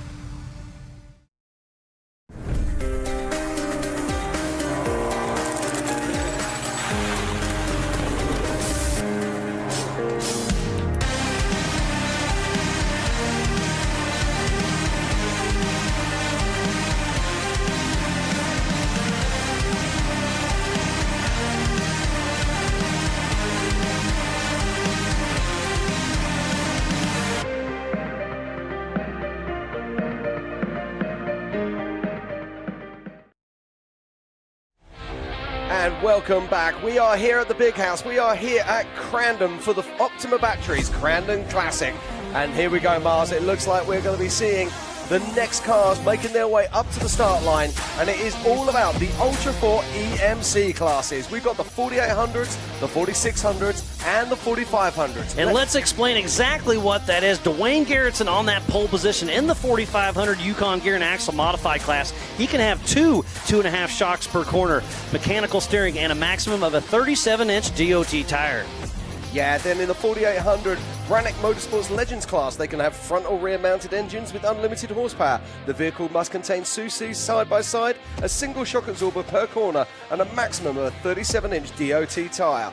Solid axle onlys, and new cars can be built, or you could use retired 4400 cars. Again, 3 races going on at the same time, and coming from the back of the pack that'll start about 10 seconds behind those two is the 4600 Spider Track stock class. They have to have a stock OEM frame, factory engine, but may be replaced with any available engine, the same make, model, and year. Factory transmission, 35-inch DOT tires, single shock per corner, mechanical steering, factory suspension. And let's go to DOT tire. What's that mean? Department of Transportation. So it's not a race tire, Jim. No, it's not a race tire. These are tires that you can buy on any street corner, but most street corners. So these are tires that you're going to see in the car park lot out here today at Crandon, and these guys are racing on them. Yeah, I mean, they're on a lot of the tow rigs and the mall crawlers out there, and they're out here racing. And I think these are DOT tires. I think we're going to see a lot of carnage in the rock piles again, just like we saw in the UTV classes. Yeah, we should be a little bit different here because they're running a 37-inch tire here, usually on a 17-inch rim. They've got that little bit more compression in the sidewall, so it's not quite so damaging. But because they're a DOT tire, they are softer than the race tires that the UTVs are allowed to use. And so you saw that carnage. So. Exactly. So it's a yin and yang thing here for sure. And then it goes, weight. These cars are a lot heavier than a UTV, so I think when they're going to be bouncing through the Brannick Boulders and the Spider Track stock class, I believe we're going to see a lot of carnage with tires. Yep, I think you might be right. Let's not forget, most of these cars are weighing in at over 2 ton, so that's over 4,000 pounds. You got some good math there, Jim. I'll bring it back round to European standards if I can. But again, thanks for everybody for tuning in. This is Ultra 4 USA Racing at its finest. It's going to be a great showing right here. We have a lot of fast cars, a lot of fast guys and gals out there getting ready to take the green flag. Just a couple more cars to get off course, and we will be live race action for the Forest County Potawatomi Friday Night Thunder for the Ultra 4 Optima Batteries Crandon Classic. And then a couple more races yet to come tonight. We still have the Pro Light versus Super Buggy race, and then the Class 11 night race. That's going to be fun to watch. And then we're going to round out the night with KISS rocking Crandon. Yeah, I can't wait for that. That is just going to be so much fun. But I'm looking at the front row of the grid here, and I've got to be honest. If I was going to say who's going to get the whole shot going into that first corner, I'm going to go, it's going to be Brent Harrell. Yeah, you took it. I was going to bet him too. But we got a lot of fast guys. Woody Rose is up there. Brian Trimp, Sean Reisky on the outside. And on that inside, getting that pole position in the 4,500 class is Dwayne Garrettson, the Ricky Bobby of Ultra 4. But let's talk about Justin Hall, who took home a ring here last year. Now, I can just see him there. He's just sitting in behind Jesse Oliver. Now, is that a bad start position there for Justin? Jesse Oliver, let's talk about that real quick. He's got a junkyard motor he put together in that car, so he does not have the horsepower. So is Justin Hall going to try to get in around him? I don't know, but Jesse Oliver is going to be pushing hard. It is indeed, but I was looking to just to the side of Jesse Oliver, and right there is Woody Rose. Now, Woody Rose is definitively going to peel out. So can Justin Hall manage to park away past Jesse Oliver and sneak on through that gap? It's going to be an exciting one to see for sure. And lots of racing action yet to come this weekend, so be sure to tune in to Speed Sport 1 and AOE.TV. Go to the Ultra 4 USA Facebook, check everything out, and we are getting close to live racing action here at the Big House. Yeah, it looks like the starter's going to be making his way, finding those flags. There's Dwayne Garrettson, then Brent Harrell. And next to him is Jesse Oliver. And I can see the Broncos back. There's John Rance and Lauren Healy. It is, and there is Woody Rose in car 22. And next to Woody is going to be Jeff Martin. Then it'll be Brian Temp next to him. Oh, we're going to see it. We see the starter there, just giving the thumbs up. The drivers will now be pulling those visors down. They'll be getting ready to go. They got the butterflies going. They're getting excited. Turn 1 is getting ready to go down. There is some serious horsepower here. Now, just check this out. Watch that car, second from the left. That is Brent Harrell. This car is going to absolutely charge off the line. That Horschel car is very, very impressive. He's got the flags ready. He's up on the concrete, getting ready to get this party started for the Ultra 4 Optima Batteries Crandon Classic. Shows the yellow. We're seconds away here, Crandon. On your feet. Here we go. Green, green, green. And Brent Harrell charges off the line. But it looks like Woody Rose wasn't too far back, but it is Brent Harrell with the hole shot. But right next to him is Woody Rose as they hit the barn turn. Brent Harrell on the inside, Woody Rose on the outside. A little bit of contact going into the Spider Track backstretch. What a fantastic run there from Woody Rose, but it's Brent Harrell right now making his way into the Spider Track's rocks for the first time. And the spotters are telling him, hey, Woody's right on your tail, so block the center of the Spider Track rock section. And look at this, Sean Reisky comes from out of nowhere on the outside in the Polaris gravel pit. Is he going to be able to get a run? I think he went way too wide there. Not sure what happened there, but he's going to have a good run as they're heading towards the Yukon launch. Yeah, I'm just looking there at Woody Rose. Has Woody Rose got a flat tire? No, he was just getting it all out of shape as he came around. But Sean Rasky, he threw it through the rocks there. So in that first position is Brent Harrell, then Woody Rose, then Sean Reisky, and that's all part of the 4800 Brannick Motorsports Sledge Class. And speaking about Brannick, here's the Brannick Boulders. It is indeed. Now, this is really interesting stuff here. I was expecting Brent Harrell to be really charging hard in the rocks. He's playing a very sensible race here. I like this. This is great driving from this young man. And Sean Reisky coming from that third spot, battling for the lead and making things happen. Look at that, a little inside corner there on Brent Harrell, but Brent Harrell does have a little more horsepower, it looks to me. Yeah, Sean Rasky there. Now, where's Sean come from? Because that was an incredible drive. That was a great run. He was all the way on the outside with turn 1 for the Potawatomi, turn 1. But right now, it's all about this young man. It's Brent Harrell and that Horschel-built vehicle. Another 7.5 lap race for that Crandon ring tonight. Remember, we have 3 races going on at the same time. Sean Rasky in second place as they make their way onto the Spider Track's rocks for the second time. Brent Harrell checks up. Sean Rasky does not. Can he make the pass? He's given it all he's got, but he's risking some tires there. Is the car's still together? It looks like he's in good shape on the inside. Now Sean Rasky's taking a completely different line to the last time he went around that turn as they make their way to the Yukon launch. It's still Brent Harrell out front, Sean Reisky, then Woody Rose. But in the 4500 class, it is Dwayne Garrettson, Rick Levezzo, and Justin Hall. Now this little group of 4800 class cars are starting to pull away from the rest of the cars. As we're heading into the Brannick Boulder, Sean Reisky steps to the left once again, trying to get around Brent Harrell, but Brent Harrell still hits the throttle. Woody Rose is being extremely patient. There is Anthony Navoy, Jesse Oliver, that's Rick Levezzo, Eric Weichel, Justin Parth, driven by Anthony Yount. Great to see back through the pack. Hopefully we can see some of these stock class Broncos, and there he was, Mr. Bailey Cole, still out front in that Ford Performance Bronco. Yeah, we need to keep an eye on those, and we'll keep you honest as we come up with the scores. Jesse Oliver doing great. There's Eric Weichel makes his way through with Rick Levezzo. Now, Rick Levezzo has one of the biggest motors out there. Be interesting to see what he does later in this race. And in that stock class, it's Bailey Cole, and then it is one and only of Lauren Healy. Oh, we just had a car pull off, looking like heading towards the Amsoil hot pits. Oh, big nose stand there from Woody Rose as he makes his way through. Now, I don't see, is that Sean? Yes, it is. So Woody Rose, I just said he was being patient. Well, he's tired of being patient. He's ready to get it on. So he's trying to put a little nose in on Brent Harrell. Yeah, I can see there is now a change in fourth position. It's Jeremy Jones, who had to fit a new motor last night. So a great run there from Jeremy Jones up into fourth position. And then in fifth is Brian Trimp. Then it's Corey Day. And then Ryan Webb, Greg Neff. And then the 4500 class, it is Dwayne Garrettson, Jesse Oliver, and Rick Levezzo. It is indeed, but at the moment it is a top 5 lockout for the 4800 class.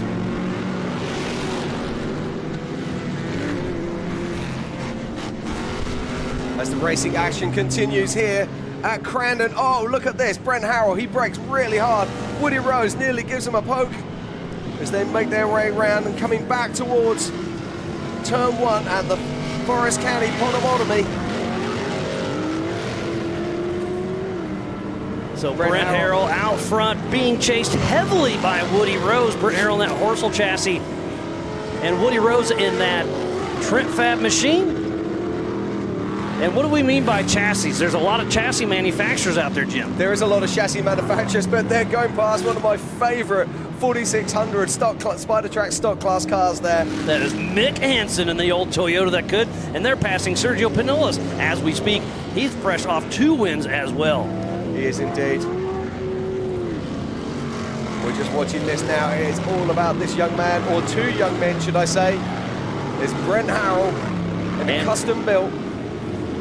And Woody Rose is not leaving him out of his sights at all. Great drive here from these 2 young men, and just look at these cars hooking up as they come out of the Calamity turn and into the Spider Tracks rocks. Oh, look at this lap traffic. Will it have its part to play? Woody Rose trying to go around the outside there. I think that was John Rance, wasn't it? Yeah, that was Lauren Healy, Brexton Glines, and then John Rance. Oh, look at that. So Woody Rose just gets the pass on Brent Harrell, but Brent Harrell's not going to give it to him easy. Yeah, no, it's often that you say this, but in that moment in time, Vaughn Gittin Jr. became a trail you-know-what. Look at that, tire to tire, Woody Rose and Brent Harrell. Brent Harrell takes over the lead as they run around Doug Langford in that 4600 Spider Track stock class. What a great run we have up front with Brent Harrell and Woody Rose. They are wheel-to-wheel action trying to make it happen. Yeah, look at this. Absolutely fantastic stuff from these 2 young men. Porsche chassis versus Trent Fab chassis. And some lap traffic coming in here. Is this going to make a difference? Oh, is that Brian Tripp? It looks like broke down in the Spider Track backstretch. And look, some of those huge boulders that are getting kicked out. Those are some tire killers if you're not paying attention. Absolutely. We saw Woody Rose earlier really picking his lines past them, bleeding a bit of time to make sure he saved those tires. And there's Jeremy Jones there in 3rd position, overtaking the 431 of John Rance. John Rance is a manual 7-speed Bronco. Really cool to see. Jeremy Jones making his quick work around him as we're back to the Brannick Bowlers with physical race leader number 1 and 2 of Brent Harrell and Woody Rose. Yeah, we're over halfway through this 7.5 lap race now. Heading back to Argonne Corner, and they'll take a hard left behind the spotter stand. We have 3 classes racing this afternoon. We have the 4800 Brannick Motorsports, we have the 4500 Yukon Gear and Axle, and the 4600 Spider Tracks class. We'll have 9 podium spots after this race. Cody Sinclair, Brian Moore, Langford, Healy, Glines, Rance, Harrell. And there's Anthony Vanoy with a left rear flat tire. There are less flats than I anticipate. You were right, Jim. Doesn't happen often, Miles, but I'll take it where I can. Look at this. Brent Harrell closely followed by Woody Rose making their way into. And there is the physical race leader of the Spider Track stock class of Bailey Cole. So they're making lap traffic of him. Wow, this is a race to the finish. Woody Rose on the inside. So lap traffic cost Brent Harrell, and up and over. Contact was made. Who's going to hit the Yukon launch harder? It is Woody Rose out first, but Brent Harrell is all over his tail. This is some great racing action. It is indeed. Now we know that Brent Harrell motor is very, very strong. As Woody Rose got enough to keep him behind him. Oh, and gets all sideways and a rollover. Woody Rose upside down in the Brannick Boulders, gets sideways, catches the back of that car, and there's our physical race leader in the stock class of Bailey Cole. Jesse Oliver with a right front tire. So now it's Brent Harrell. Slow down, take a deep breath. He's got an 18-second lead over Sean Reisky. Yeah, he has indeed. Now, it does make you wonder if Sean has got a problem out there when he was pushing hard, but look at this replay, Miles. He gets in there and gets a little lap traffic of Jesse Oliver and just got in there. Those rocks really upset the car, and he just got a little crossed up, hit him, up and over. That's open wheel racing, and that's what's going to happen. It is, so now it's Brent Harrell's race to lose. And you can tell he is really slowing the pace down because Woody Rose was pushing him hard. And is that a right front flat tire? Possibly for Brent Harrell? No, I still think he's good. He's good. 4 wheels on his wagon as he makes his way into the Spider Tracks rocks once again. He made it around Rick Levezzo in the Spider Tracks backstretch. There's a wheel and tire just sitting there. I'm not sure whose that was. I think that might be off the back of Jesse Oliver, actually. And we saw there was no tires in the rack. But let's not forget, a lot of these vehicles will be removing spares. Oh, and looks like Corey Day with a left front tire and overheating. He had overheating issues yesterday. The radiator cap popped off and he overheated, and it looks like they're having that same issue. I assume he's going to pull off. Yes, he is pulling off the course. Tough break. Yeah, so you see there we have the yellow flag as they remove and recover. Woody Rose is back on all 4, but obviously he's a lap down now, so just save the car. Brent Harrell is just running away with this one now. This is one of my favorite cars out on course. It's so good.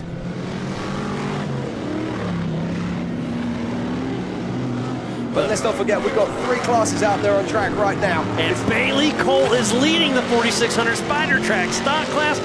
Running one heck of a race. Those Broncos are an amazing machine. The stock class did run 6 laps. These are running 7, and we just got 1 lap to go, I believe. And we're watching now as Brent Howell starts collecting more lap traffic. Oh, it's Eric Weichel there on the outside.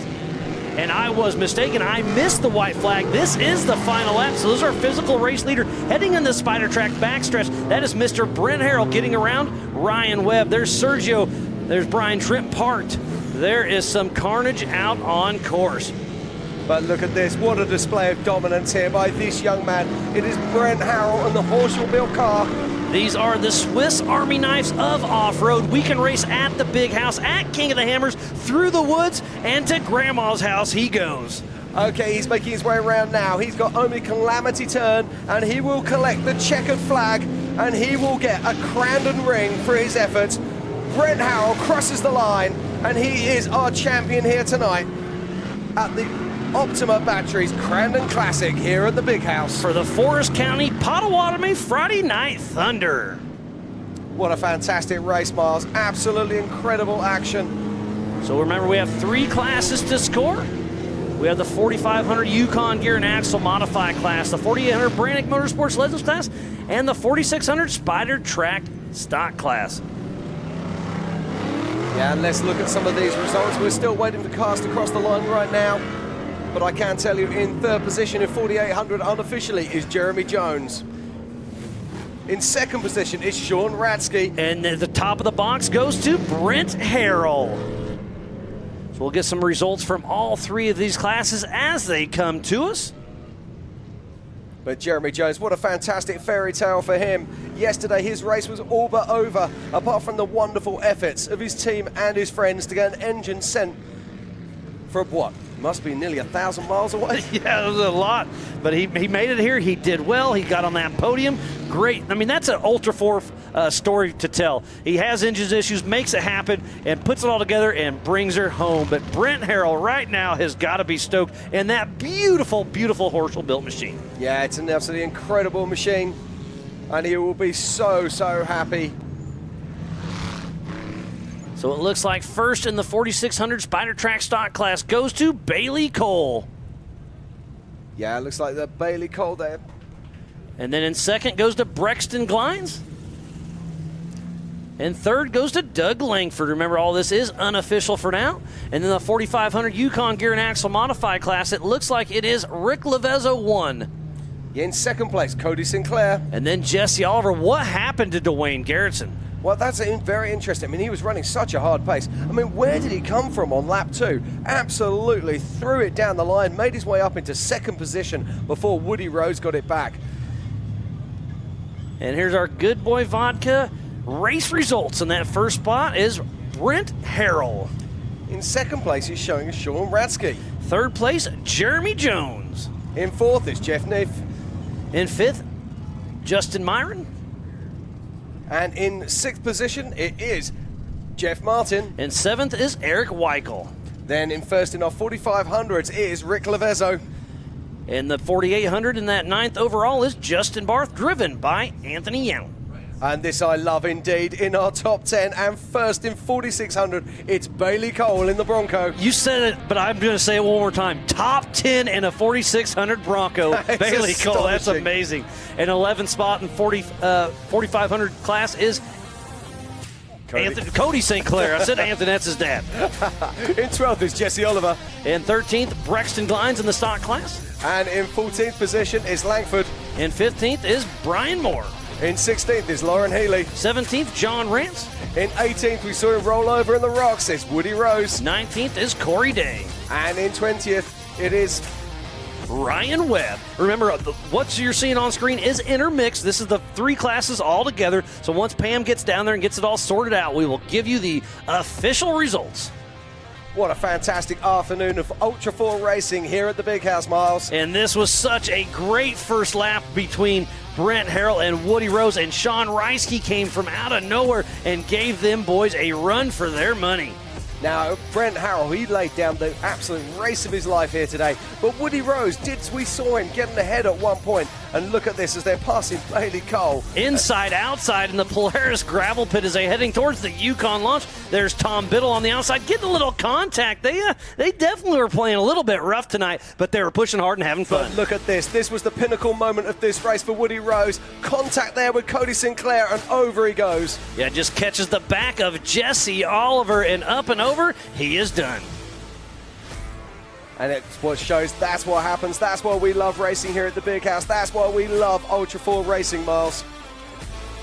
Thanks again for everybody tuning in for Ultra 4 Racing. We will race tomorrow evening at the Project X Rage on the Rocks. But it sounds like we're going to have Pam Hall down there to give away some awards here in just a little bit. While we're waiting for that, we're going to head out to a short commercial break, and we'll see you very soon. It's orientation day. Welcome to the team.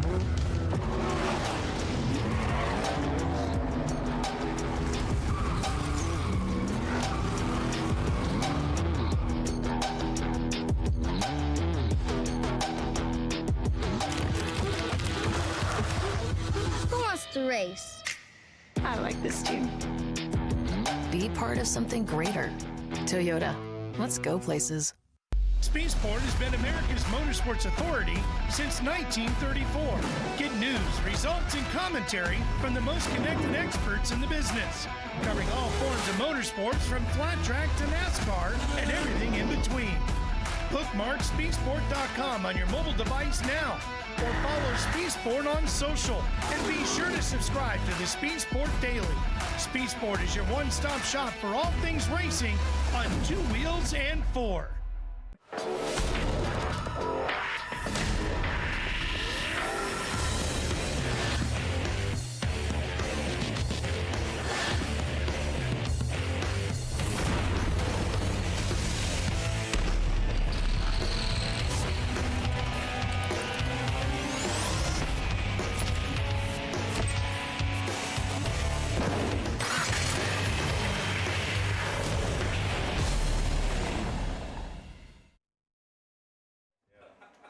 Who's just Yeah. Is that right? Yeah. Give him a big hug as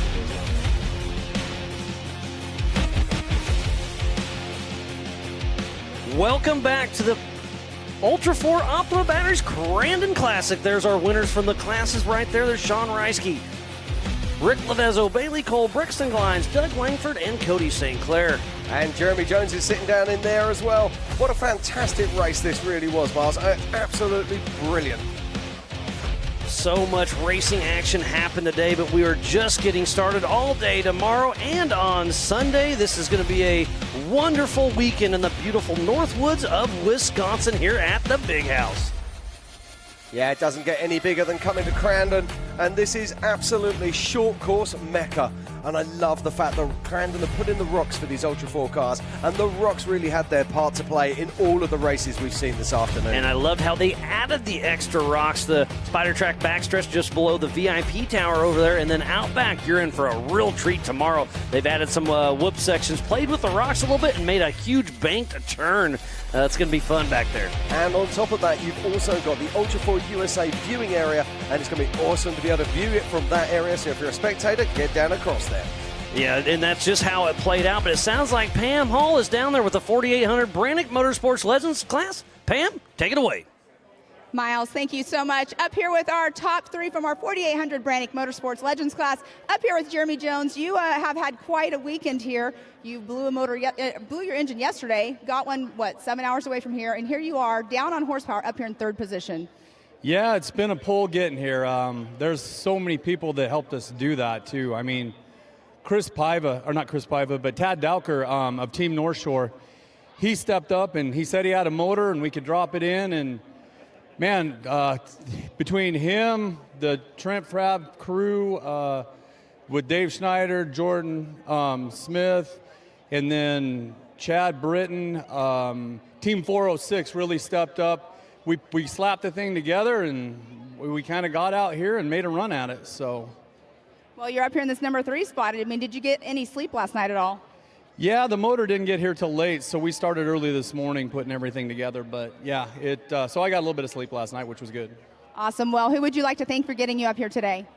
I would like to thank, let me start from the beginning, Mickey Thompson Tires and the Apco Drivelines, Wyotech, Corkle Oil, Yukon, Gear and Axle, Warren, Trent Fab, Sparco, Warrior Built, Jim at ATO, Jeff Van Horn, Josh at Proper Tuning, Don Balducci, Dave Schneider, of course, all the fans, the media, everybody of Ultra 4 and racing in general. You guys make it all happen. So thank you guys so much for letting us be here and do this. Well, Jeremy Jones, congratulations on this number 3 spot, and we'll see you race later on in the weekend. I'm looking forward to it. Awesome, congratulations. Now we're going to move right on over here to our number 2 spot. Mr. Sean Reisky, how do you feel being up here, number 2 out here at the big house? Finally. I've had a rough year. Been running at the top all year long and just crashing out and having bad luck. So getting on the podium today is awesome. You got to be feeling pretty happy. I know at Rush, Kentucky, that was an unfortunate muddy mess out there, but that's awesome to see you up here. Who would you like to thank for getting you up here today? Oh, my friends and family and wife and kids and my shop and Brannick and JKS Suspension, Steinegger Off-Road, Mickey Thompson Tires, Dirty Life Wheels, PRP Seats, Gearhead Coffee. I got tons of companies that help me. And it definitely takes a lot to come do this stuff. So awesome. Well, congratulations on this number 2 spot. Thank you very much. All right, we are now moving over into our number 1 spot. We have Brent Harrell here. I always have to look because you and your dad's name always mess me up. But you're up here number 1 on the box out here. You were battling it out pretty good for your position, and here you are, number 1.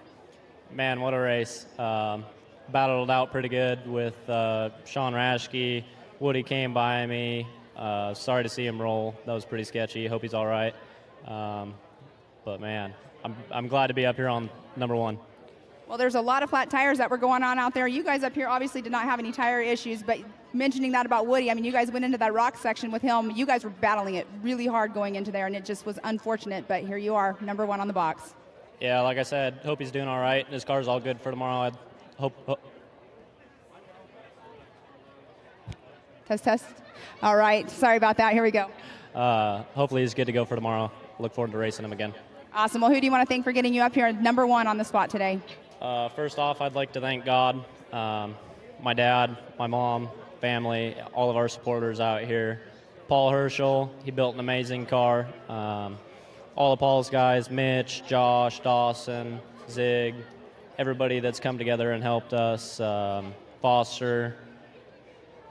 I'm sure I'm going to forget people, but I'd like to thank Rigid Industries, Fox, Warren, Factor 55, Trail Ready Beadlocks, Tube Works, Nitto Tire, Max Tie Downs, Obstacle, Brett Schmidt Trucking, and then my spotter, Justin. He killed it up there tonight. Well, congratulations being number 1 up on top of the box. Let's give it up for our 1, 2, and 3. Brent Harrell, Sean Reisky, and Jeremy Jones. Miles and Jim, back to you. Thank you, Pam, and what a great showing of what Ultra 4 is all about right there. A little bit of everything. I love the rock sections here at Crandon. Obviously, short course at its finest here at the Big House. This is the Super Bowl of short course, but then you throw in the rocks, you can't get much better than that. It's been absolutely awesome. But let's not forget, this is the warm-up for the rest of the weekend. This is only a small taste of what Ultra 4 can deliver. And I just cannot wait, Miles. Tomorrow is going to be absolutely epic. Yeah, tomorrow night's the Project X Rage on the Rocks. We're going to kick off at 6:30 p.m. with the youth, and then we'll run every single class last night. So if you liked what you saw this evening, it's only going to get better tomorrow night. So be sure to tune in, Speed Sport 1 and AOE.TV. Go to all of our social medias and check it out. Ultra 4 Racing is here to stay. We love Crandon. We do indeed. Now, let's just talk about what we're going to be seeing tomorrow, because it's going to be all about the big guns, the 4400s. So let's tell people, what are the 4400 class? It is unlimited. That's the biggest and the baddest names in our sports. It is unlimited suspension, unlimited horsepower. It's absolutely amazing, but it sounds like Mrs. Pam Hall is down there once again for the 4500 Yukon Gear and Axle Modified class. Pam, what do you got? Miles, thank you so much. Out here with our 1 and 2 in our 4500 class, we are here with Cody St. Clair. You're in this number 2 spot. How are you feeling right now? Feeling pretty good. I've never officially made it to the awards box area, so it's pretty exciting. Well, you have, just not here at the Big House. Yeah. Well, what do you think about this race course out here this weekend? Adding the second rock section, I think, was a pretty smart move to slow us down and change the course, but it makes it more technical to catch each other. Yeah, it was an awesome race out there seeing you guys. Who would you like to thank for getting you up here in this number 2 spot today? Cooper Tires, Raceline, Full Throttle Battery, Dave's Off-Road, Torco Oil, Mama Ange and Rufus for coming out here supporting us, and Dad for spotting for me. Awesome. Well, congratulations on this number 2 spot. Stay right here. We're going to get some photos here in a minute. But right now, we are going to move right on over to our number 1 spot, Mr. Rick Levezzo. How are you feeling right now? I'm feeling pretty good. This has been a almost 5-year dream. Been coming here and just missing it and missing it and missing it, and tonight was the night. It's amazing. You can't ask for a better group of people. You hear the fans and you come around the corner. I mean, this is it. This is the pinnacle right here. So let's talk about that turn right there. When you're out there on that starting line, is your heart just pumping? Oh, yeah, it's intense. I mean, there's tires everywhere, and you're going, oh, hold on. And that first jump, boy, watch out. It's fun. Definitely. Well, congratulations on being on this number 1 spot. Who would you like to thank for getting you up here today? Oh, I'd like to first thank my wife and my family for putting up with all my BS and following me around the country when I race. My dad, who's like my number 1 sponsor, just crew chief and just here for all the races. James Mahoney, who's my spotter. And then Yokohama Tire for just letting me go and do all the stuff I want to do. King Shocks, Raceline, and Obstacle. Who else is... I'm forgetting somebody, but you know, it's without the sponsors we wouldn't be here. Well, congratulations on that number 1 spot. Super proud of you guys. That was definitely a tough race course out there, but we're not done with our racing this weekend. Are you ready for the next one? Yeah, no, I'm ready for tomorrow night. I'm going to have a little work to do. I got something broke in the front end, but we'll get it fixed, and we'll be out tomorrow night. Awesome. Well, let's give it up one more time for Rick Levezzo, Cody St. Clair, and Jesse Oliver. Miles and Jim, back to you. Thank you, Pam. Oh, Miles, just how good is this racing? It's so good to see Rick Levezzo up there at the front end. Now, I was saying earlier that it looked like he was slowing down. He was just saying that he thinks he's got something broken in that front end. So maybe a broken shaft or lost some teeth off that differential. But they bring all the spare parts out here. They bring semis full of parts, and it'll be all hands on deck down there in the Horschel pits, making sure Rick's ready for tomorrow. But yeah, what a great showing here in Crandon. We still have a couple races yet to go tonight, so be sure to check it out. Yeah, well, while we're waiting for that, we're going to be going back down to Pam, and she has got the 4600 awards to hand out right now. Thanks, Jim. Up here with our 4600 class, I'm with our 3rd place finisher, Mr. Doug Langford. You're got to be feeling really good right now, especially after the rough race we had our last round. So how are you feeling about this short course out here? Well, I felt really, really good. Battling out there with Lauren, going back and forth in the rocks, and it was a heck of a battle. And then about halfway through lap 3, I lost brakes. So I had no control through the turns, and it didn't take long for Brexton to catch me. But we even had a heck of a battle after that. I gave it all I had, but couldn't get it back. And I'll take this. I'm happy to be here with that kind of problem. I'll take it. Well, I mean, you have the 392 in your Jeep, so losing brakes, you had a lot of power, no stopping power. Yeah, that might be when the horsepower is maybe a little too much, when you can't stop it, especially in the turns. It was good on the straights, great in the rocks, but I couldn't control it in the turns. So, yeah, but we got here. Well, who would you like to thank for getting you up here today? Well, first, my family back home, my wife and son are watching here from North Carolina tonight. Hope they are. But other than that, just the companies that allow us to come do this. It takes so much to do this. My spotter and co-driver, Rob Craven, trying to keep me calm when I did lose brakes and not letting me get out of control. But companies like Rock Crawler Suspension that built this car with Outlaw Off-Road that lets us field it. Next Venture Motorsports, Tyree Lighting, Nitto Tires, Raceline. I beat the living crap out of that car and I didn't have a flat. I can't believe it. I just assumed I was going to, but I just can't thank those guys enough. Well, congratulations on being number 3 up here tonight, and then tomorrow night we'll see you again up on the Rock, so congratulations. Absolutely. We'll see if we can't get her fixed up and have something for him tomorrow. All right, now we're going to move right on over here to our number 2 spot, Brexton Glines. You, I know, are feeling really good as well. You had a great race out there. You're number 2 up here on this box. What do you think about that race course? The course is awesome. The fans are awesome. We're just so happy to be here. What an experience the big house is. Is this your first time here? It's our first time here. Oh, wow. I did not realize that. Well, congratulations being up here on the big stage here for your first time out at the big house. Yep, we can't complain. The course is awesome. Our crew is awesome. We got to give a huge shout out to them. We've worked so hard the last couple of months to get this car working better. Looks like we finally got it.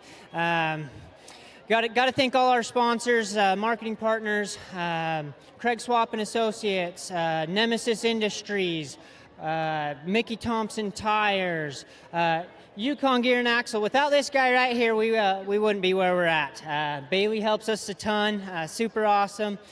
We're just happy to be here. Well, congratulations being up here on the number 2 spot. We'll see you later on the week. Thanks, Pam. All right, now we're moving right on over to Mr. Bailey Cole, number 1 up here on the box. You've been racing here for a while now. You've been here for a while as well. Great to see you up here on top of the box. How are you feeling right now? Oh, fantastic. The entire team put in so much effort to get here, and then we made it. Well, who would you like to thank for getting you up here today? Because I know you have a lot of people out here in the crowd, and like he was saying, Brexton was saying, you help a lot of these racers out, so you got to be feeling good being up here, and a lot of your products are, finishing this race. Oh, man, it's amazing. First of all, I got to thank the amazing guys that got me here. Chad, Jack, Amy, thank you guys so much. Wayne was up in the spotter tower calling for us. Thank you so much to him and making those Fox shocks work amazing. Yukon Gear and Axle, best drivetrain in the industry. Vision Wheel and Yokohama Tire, didn't get a single flat. And, man, we earned a couple out there, but they held air. Well, I mean, Jack and Amy, they came all the way, Australia, I believe, is how far they came? Yeah, all the way from Australia. I'm importing the talent out here. Well, that's awesome. Congratulations again on being number 1 on the spot. Let's give it up one more time for our 1, 2, and 3, Bailey Cole, Brexton Glines, and Doug Langford. Thank you, Pam, and what a great showing it was there for the EMC classes. But, Jim, what a great night it was, wasn't it? Yeah, it's been absolutely fantastic, but this is only the start of the racing here for the Ultra 4 classes this weekend. But we're going to be heading out now, and very shortly we're going to go into a commercial break, and then we'll be heading back to Speed Sport Live Desk, sponsored by Toyota, and be joined by Ralph Shaheen. So we'll be right back right after this with some more yet to come. First race yesterday. You're on the team, kid. It's orientation day. Hey, new guy, let's get you up to speed. Lunchtime.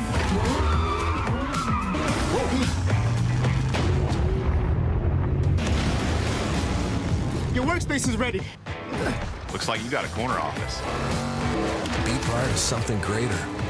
Toyota. Let's go places. You're watching Speed Sport 1, your home for great American grassroots racing. It's time to rumble! Whether you're into sprint cars or stock cars, At the line! modifieds or midgets, Down to the low side, retake the lead! dirt lane models or demolition derby, Oh! Speed Sport 1 has the grassroots action you love. Are you kidding me? Speed Sport 1, the Motorsports Network.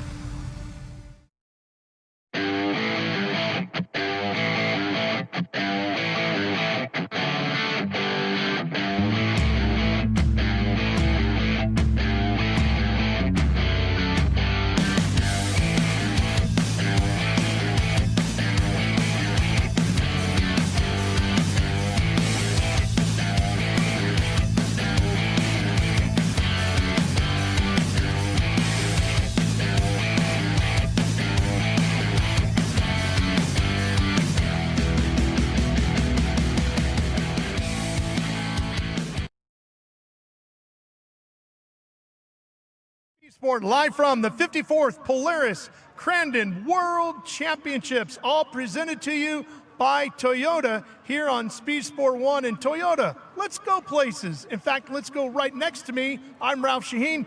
This is Brandon Harrell. He just won here in 4,800. Tell me a little bit about your race out there. It was a pretty wild race. The field was pretty stacked. I ended up getting the whole shot, and then I know Sean Raschke was on my butt for quite a bit.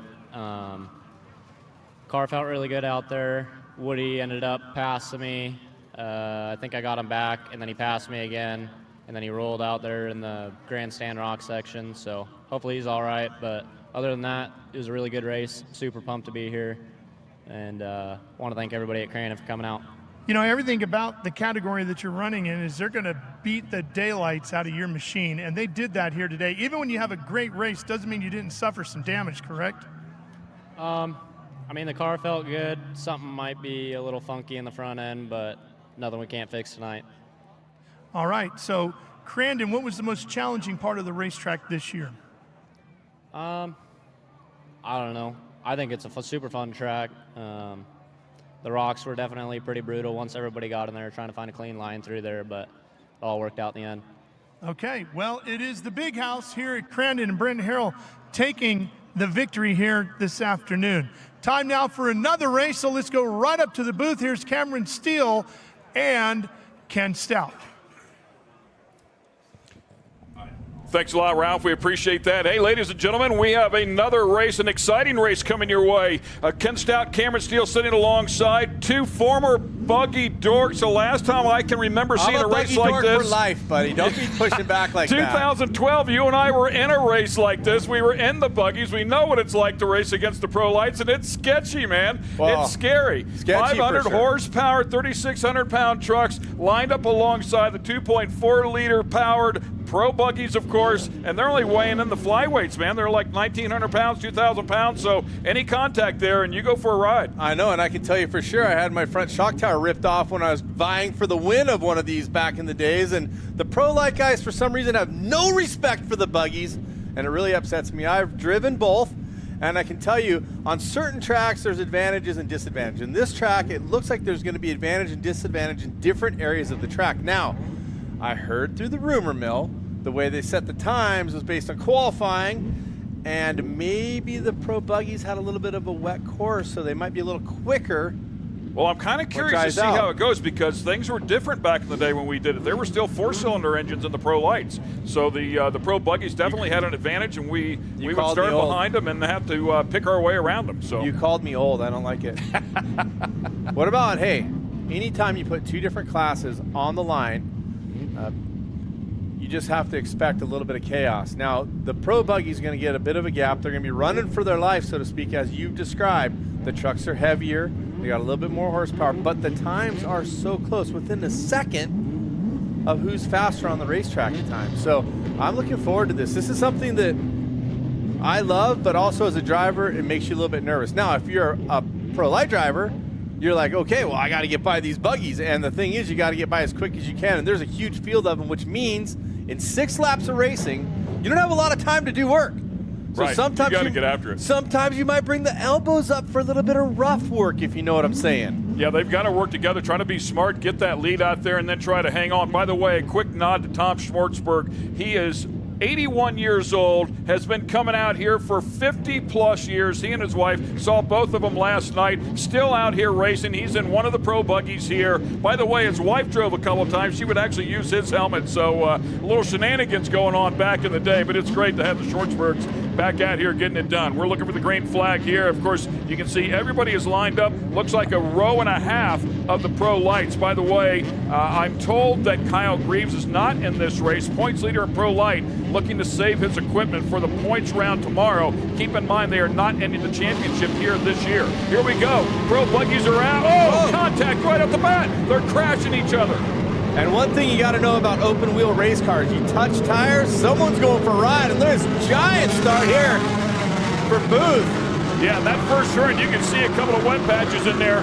We need to talk about a turning brake as well. They've got to know how to work it right or left so that these guys will have to use that cutting brake to try and keep themselves from spinning out. They can actually use it in the auto rotation, if you will, the opposite direction to keep it from spinning out, and then they can use it to help them rotate the car as they normally would as well. We got the yellow out. Oh boy. As the pro lights, they launched the pro lights. Got a buggy on the inside, and yellow flags all around, So we're hearing a complete restart, ladies and gentlemen. Bonus for the fans. They get to watch it all again. Looks like the 72. Yeah, it looks like the 72 right there, and don't see a. It's not a great spot to be stopped for a lot of different reasons, right? I mean, you're exposed cab side. As we take a look at Ebert's car, the Intrust number 7, and we are going to go full restart. Now that's not a good spot to be stopped on that front straight, going into turn 1 with the land rush start, cab exposed. They wanted to shut the cars down, and I think it's a great idea to do a restart. Plus, I mean, it never gets boring for the fans on the restart. Let's take a look at some of the contact early, and you can see getting that wheel to wheel, it's not a great idea. At slower speeds, not as big a deal, but man, if you get together and send it, it is terrible. Yeah, that was Brister that was in the middle of some of that action there as they got it going, and unfortunately, one of them locked down there on the inside, lost power, really sketchy place right there.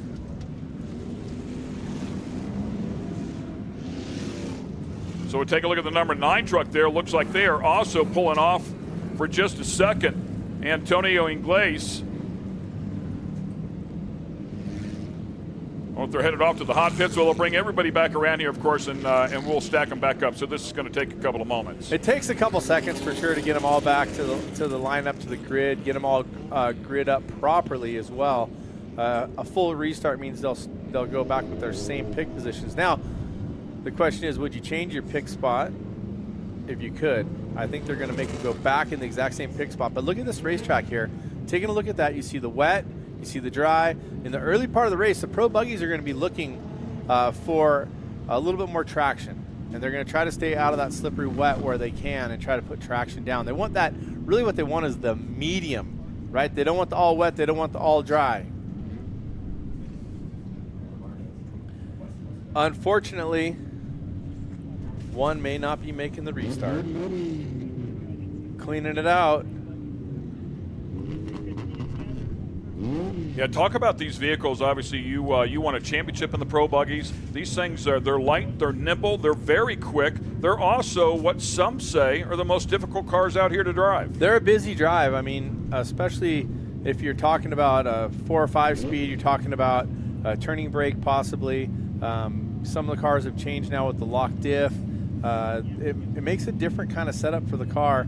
It's very interesting. The other thing that's very interesting about the pro buggy is it's so light in the front, right? So for your steering input, you're basically, at times, you're lifting to get some steering input. If you have the turning brake, so you can transfer the weight, right? So you transfer the weight to the front and get it to turn. So a lot of cars nowadays, over the last decade, the cars have gone more cab forward, where they shift the driver a little bit more to the front. So we're putting a little bit more weight over that front of the car. Also distributes it a little bit more because it is a rear engine, rear transmission in these cars. And of course, the Pro Light trucks back there behind them, the thundering V8s producing upwards of 500 horsepower. They made a rule change a number of years ago. They were formerly 4 cylinders. Yeah, baby. Just screaming 4 cylinders. 4 speed, 4 cylinders. Yep. It was pretty punk rock racing. That was a handful as well. Talk about a busy truck. Of course, not near the suspension as well that the big Pro 2s have. So they're a little bit rougher ride out here, and they set them up a little bit stiff as well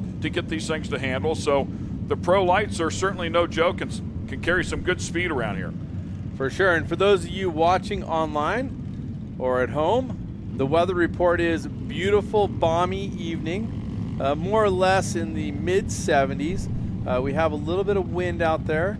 It's going to dry the track out a little bit quicker. It's blowing at right around 8-ish and 8 knots, and I think that's going to make the track dry up even faster than the cars going around. You can see the dust moving behind the start area. There's the points leader for Pro Light right there in front of us.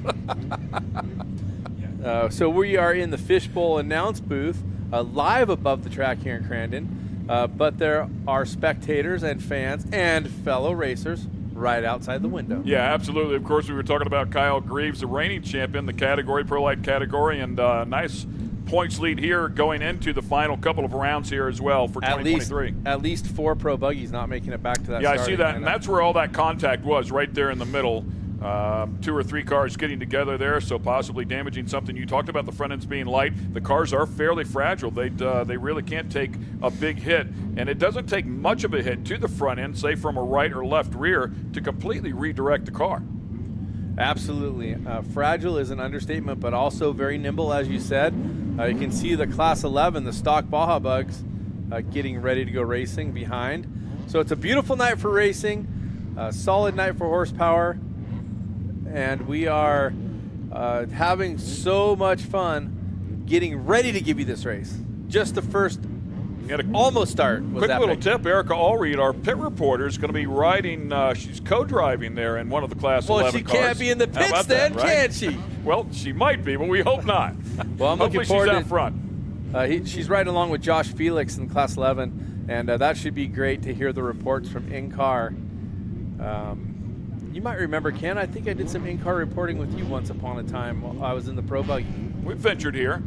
Had some fun. The Class 11 cars, for the fans, if you have not seen them, it's the 3rd time they've been here to Crandon, and they are extremely exciting. So the stock VWs will come out here, and I mean throw it down. It's the race immediately following this one. This one is 6 laps in distance. Hopefully we can get things off to a good start here, nice and clean. So Billy Booth had the hole shot, the blue car. We'll see if we can get it again. Pro Buggies are off. You can see him tucked all the way up towards the inside.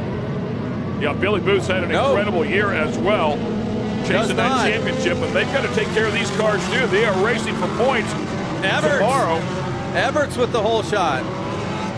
Nice and wide. Now the track dried out just a little bit, giving them some good grip there through turn number 1. So everybody making it through cleanly in the Pro Buggy category. Meister there in 3rd place. Here comes the thundering V8s, and they are throwing it down. Look at that dust cloud on the inside, having to maintain your way through that.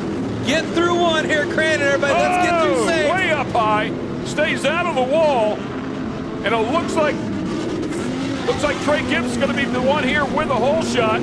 Beautiful job by him. Gibbs with plenty of experience, solid race car driver. I love when former Pro Buggy racer. I know, that's what I'm going to say. Formerly of the Pro Buggy class, super fun to watch race. Watch him pick his lines. He's going to try to drive it with poetry in motion, meaning he wants to hit all the lines. He wants to carve the corners, apexing with as much speed as possible. As we take a look back to the front of the Pro Buggies, it's the number 7. Everts, that's Everts and Bernlohr already doing a nice job. We talked about Matthew Brisser doing a good job as well. The top 3 there, and they have a nice gap. Brisser chooses the more wet. Yep, he chooses the more wet. He's going to set up early, tries to get under braking.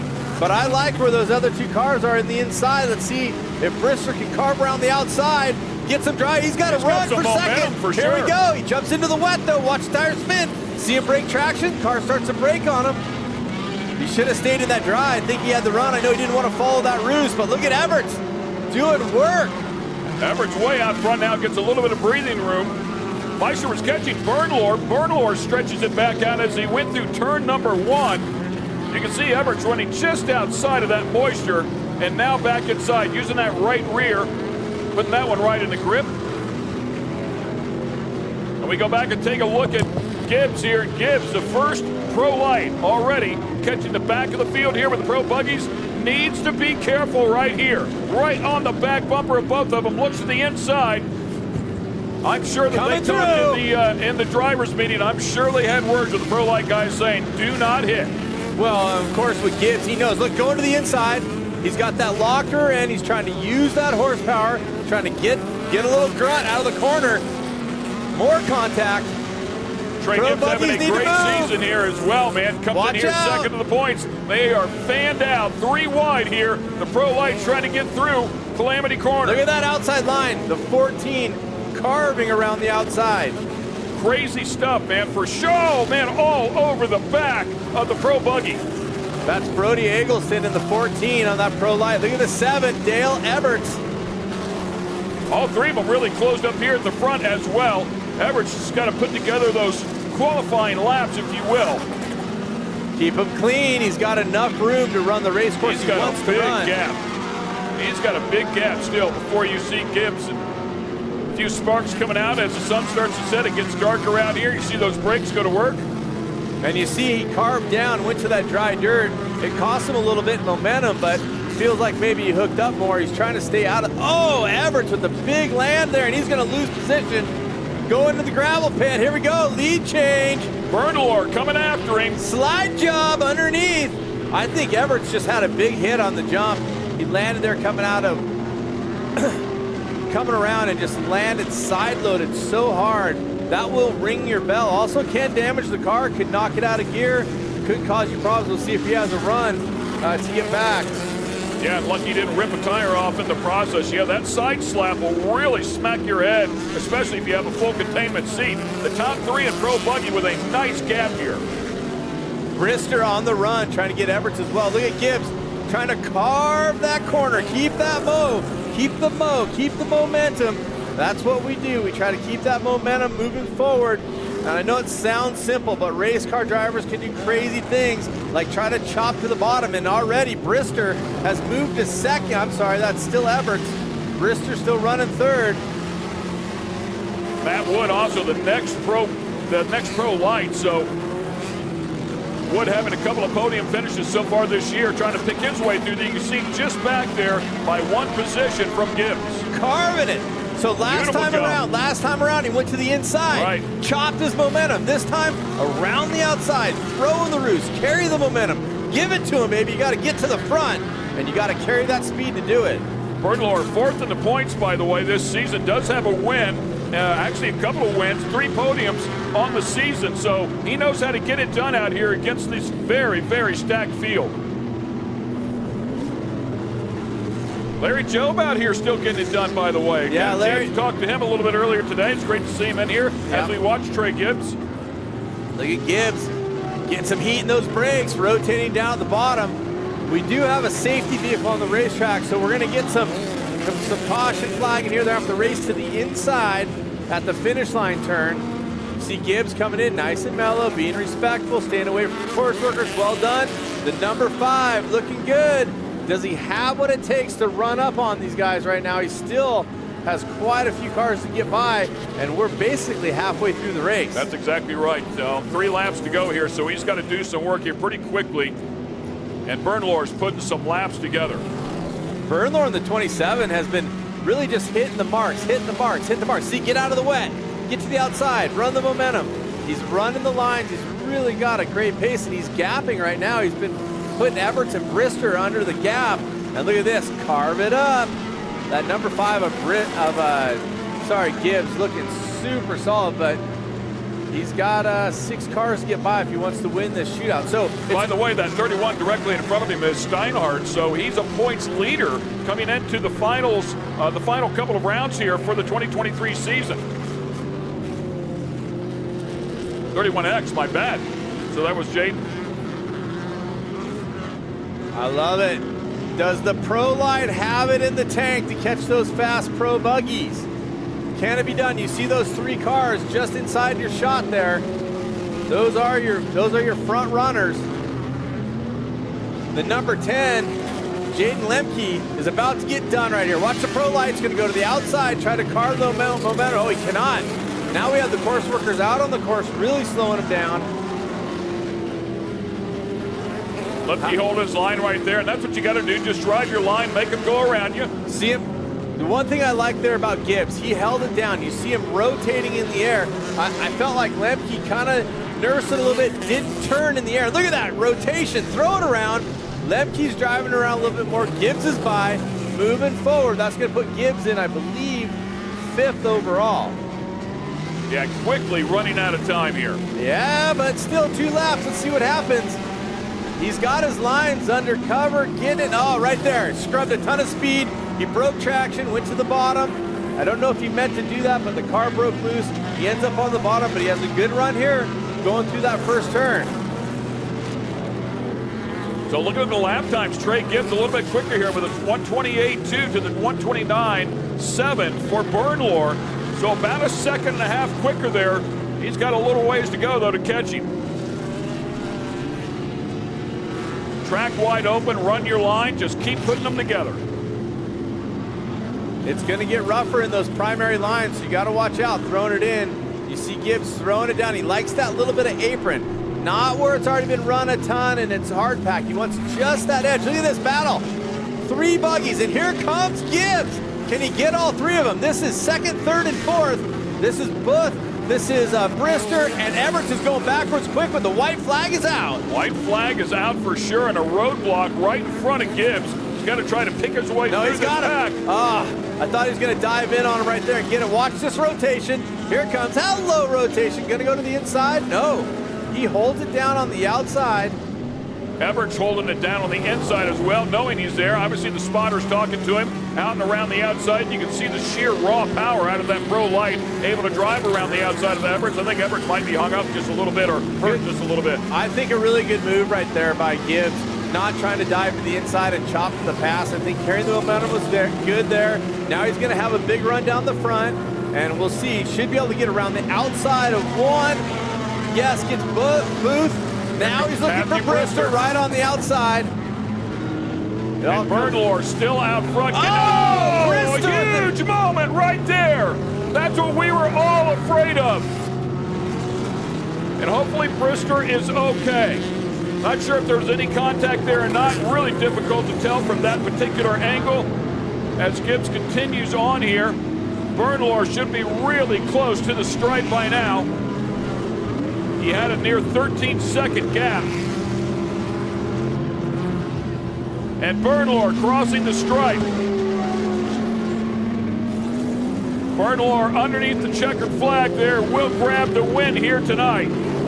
Trey Gibbs, 2nd overall across, but 1st across for the Pro Lights.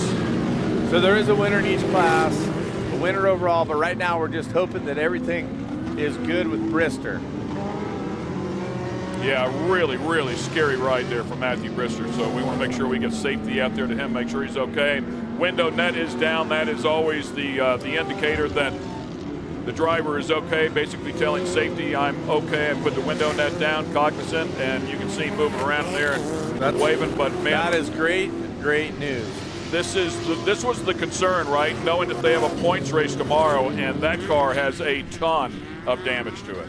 That was a big one. You know, as a commentator, you love watching the racing, and the crashing can be exciting. You don't like the crashing, and you really don't like it when you see a big, you really don't see, you don't like to see big crashes like that. So the safety crew is with Brister, and you see him talking to the number 55. Brister's going to flip over the hood. He is out. Nice round of applause, awesome. Ladies and gentlemen.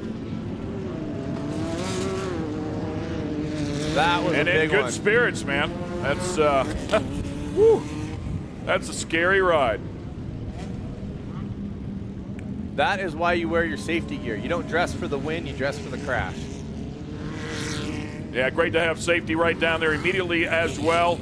As you take a look at that car, of course, he's a little bit deeper in the points, comes in here 7th in the points. They'll have a lot of work to do. They have a lot of talented people on that team. We'll see if they can get that thing back together and make it out here for the points round tomorrow. The question I have, Ken, now that he's okay, you want to know what my question is? I bet you can guess. Was there contact? Right. And we just couldn't tell. To me, it didn't look like they were close enough to be contact, to be honest. It looked like maybe it all just happened on that jump. Probably a bit of a rut there. Well, the only thing that would lead me to believe that there was contact is if he just went off the jump straight, that would have never happened. So there has a tendency to be a little bit of a developing bump, like as you're turning slightly into that jump. We've seen it rear its head in the past, so we'll see if we get a chance to take a look at the replays shortly here. Everybody just making sure Brister is okay. The course is now looking cold, and good news, Brister's smiling, at least mostly.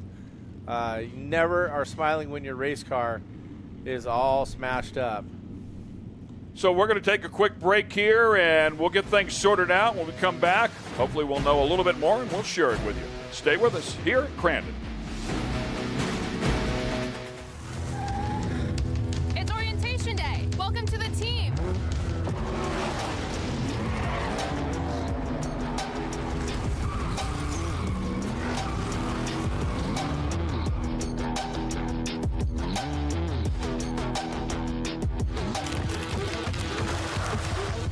Who wants to race?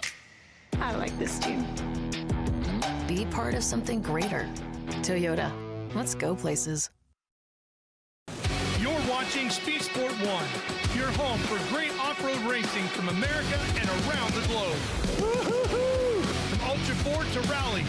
These guys are fighting for the lead. It seems very aggressive. Short course to desert race. Great move there. He is so fast. Whether on 2 wheels or 4, Speed Sport 1 has the off-road action you crave. Look at that move. Jumps to the inside. Speed Sport 1, the Motorsports Network.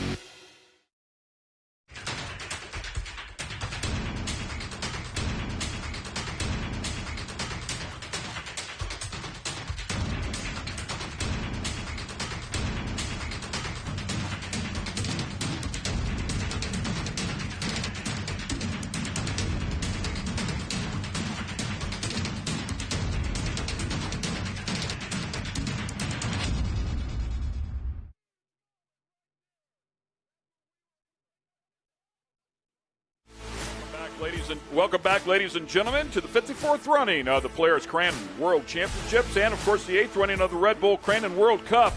There's a look at Matthew Brister's car there. They're picking that one up and carrying it back to the pits. That is Matthew standing right alongside the car. He is A-OK, but he went for a big ride here in this cup race between the Pro Buggies and the Pro Lights. Big is an understatement. Airborne, flipping side over side, tagging a couple corners. Never fun to crash, ever. And you can see that we got the podium up there, and it looks like, yeah, exciting night of racing. I'm really sad to see the damage there to Brister's car. It looks like he's got at least 3 corners worth of damage, and one that looks extreme, and there you have it. Ripped off the A-arm there. You touched on it real quickly, the safety devices, the safety that they've got to go through tech before they can go out and race these cars. Got to make sure that they pass everything, obviously the safety gear that they're wearing inside, and this is exactly why. It's amazing to see how far this sport has come to go through a ride like that, have the driver climb out A-OK. Well, you can see right there above his illustration, that A-pillar going straight up. I mean, that holds that front of that cab up in a straight down impact. And that's what those bars are there for. You see the B-pillar behind them as well. Vertical bars, horizontal bars working together, engineered race vehicles. Never good to see your race car on the pettibone. Or any tractor for that matter. Monkey Racing's been doing it for a long time, extremely successful, very, very fast out here in the Pro Buggy ranks. Ran on the West Coast there for a number of years, had some success out there as well.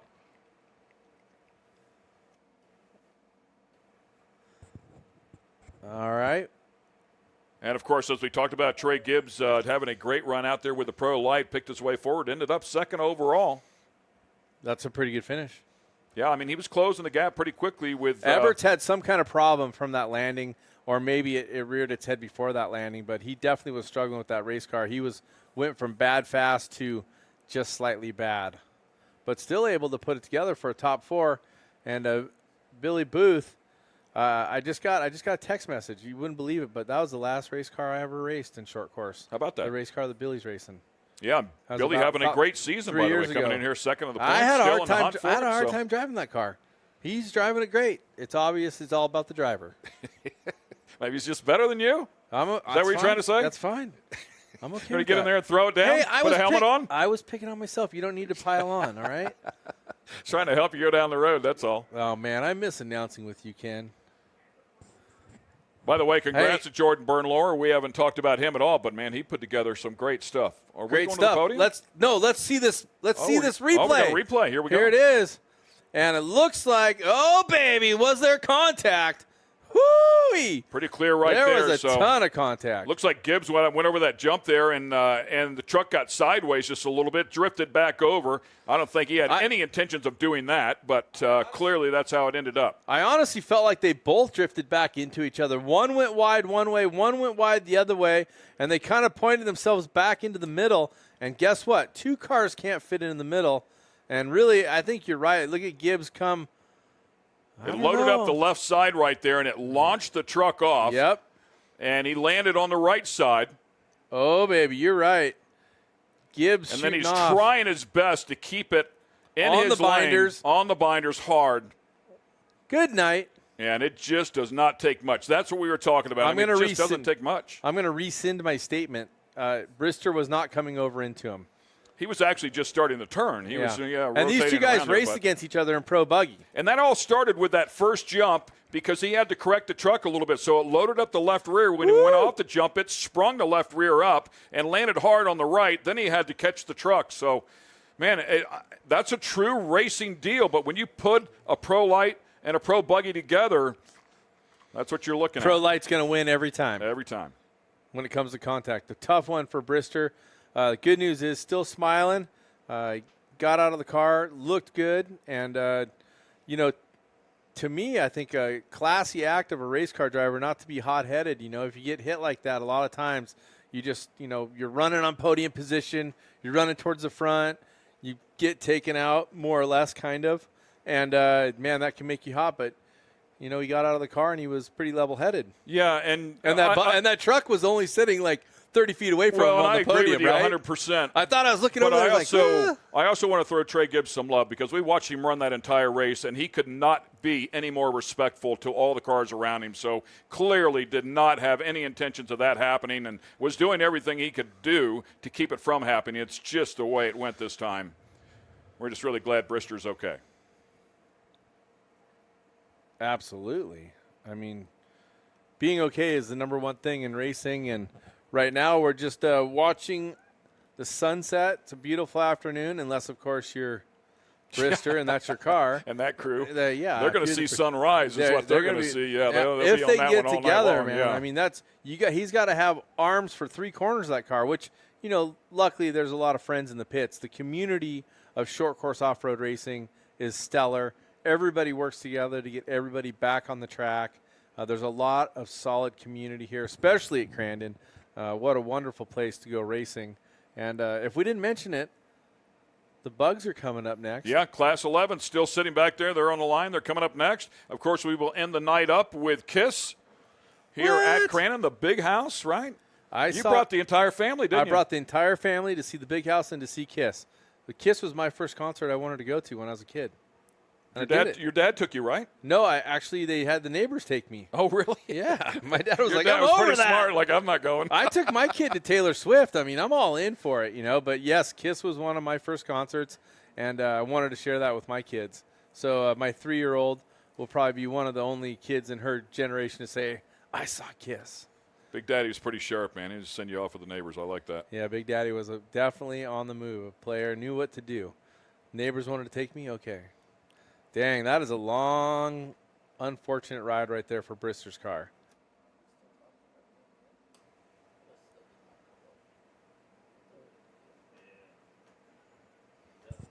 Look at that. The lights are on in Crandon. The big house is lit up, and Class 11 will be coming up.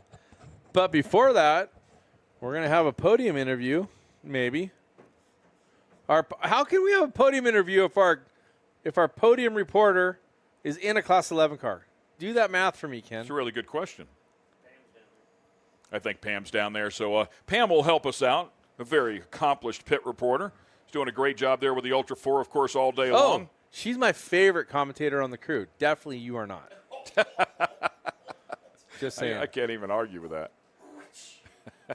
There's a possibility. He's not afraid to take a swipe. It's kind of like how you used to start races, you know? I mean, everybody would wait for the green flag except for you. That's and right. You That's had your right. own green flag. And what? I finally got black flag for it. What did I do How on the many next warnings start? did you get? What did I do on the next restart? Jumped it. Speaking of the Class 11 cars, talk about a fun class. This thing is so cool. These cars, believe it or not, those cars compete in the Baja 1000. And they are very competitive. They're a lot of fun to drive. Says you. They are great. Here's something I want to point out real quick for those of you at home. They are stock Volkswagen sedans. They do have roll cages inside of them. The same type of roll cage, the same window nets, the same safety seats, the same safety harnesses that you just saw, or very similar to what Brister had in his car. So now they're icing them because we're waiting for the podium interviews, and then we will get to the Class 11 race. That one back there's puffing pretty good already. Hey, you know they say they run best right before they blow up. Just before they blow up. Yes, that's exactly what I've heard. You can see the top three over there. Being a race team owner, I'm sure you've experienced that a couple times. Unfortunately. Yes. I'm not sure I really believe it. Well, I believe that they blow up. Yes. My story is we were leading before it blew up, always.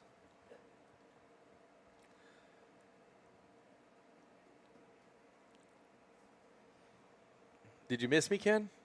Oh, We I haven't always miss you, commentated brother. together since last year. It has been a little while. And you weren't up here too much. You were running back and forth. You got an exercise. I brought my jogging shoes this time again because I thought I was going to have to do that again. But then they brought this Ralph Shaheen guy out here to do some of that stage stuff. How about that? I heard of him before. He's been pretty busy. A lot of fun here at Crandon, even in the commentator's booth. For those of you watching at home, you know, the racing is spectacular. The crashing sucks.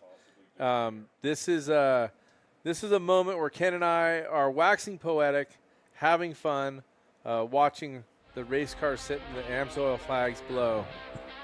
And so what we're going to do right now is we're getting ready for the podium. We're going to step away for just a moment because we know you're tired of us. More action when we return.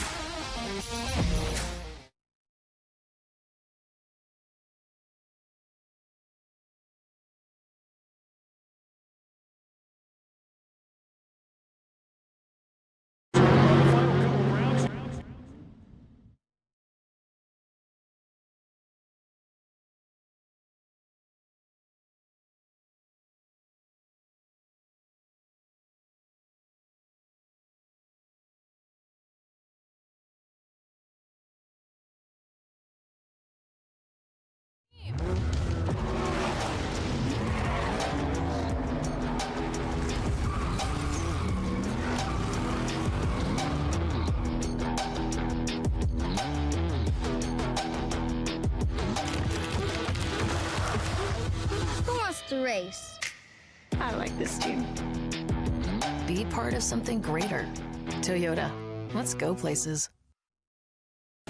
You're watching Speed Sport 1, your home for great off-road racing from America and around the globe. From Ultra 4 to rally. These guys are fighting for the lead. It seems very aggressive. Short course to desert race. Great move there. He is so fast. Whether on 2 wheels or 4, Speed Sport 1 has the off-road action you crave. Look at that move. It jumps to the inside. Speed Sport 1, the Motorsports Network.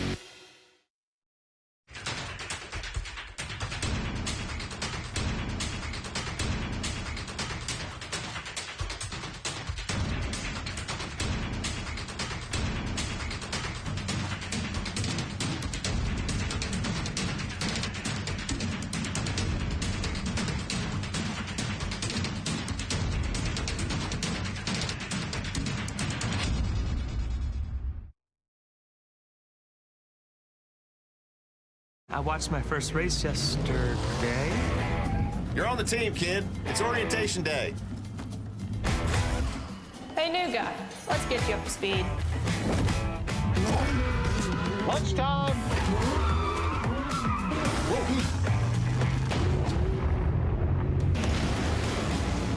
Your workspace is ready. Looks like you got a corner office. Be part of something greater. Toyota. Let's go places. You're You're watching Speed Sport 1, your home for great American grassroots racing. It's time to rumble! Whether you're into sprint cars or stock cars, at the line! Modifieds or midgets. Down to the low side, retakes the lead. Dirt lane models or demolition derby. Oh! Speed Sport 1 has the grassroots action you love. Are you kidding me? Speed Sport 1, the Motorsports Network.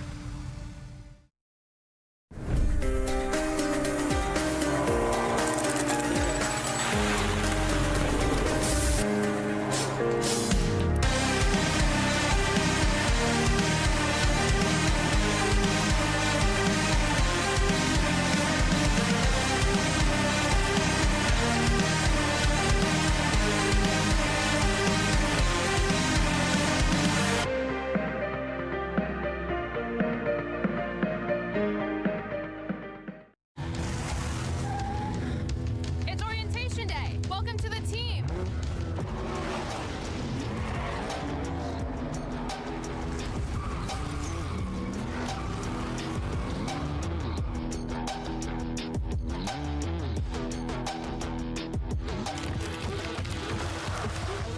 Who wants to race? I like this team. Be part of something greater. Toyota, let's go places. Speed Sport has been America's motorsports authority since 1934. Get news, results, and commentary from the most connected experts in the business, covering all forms of motorsports from flat track to NASCAR and everything in between.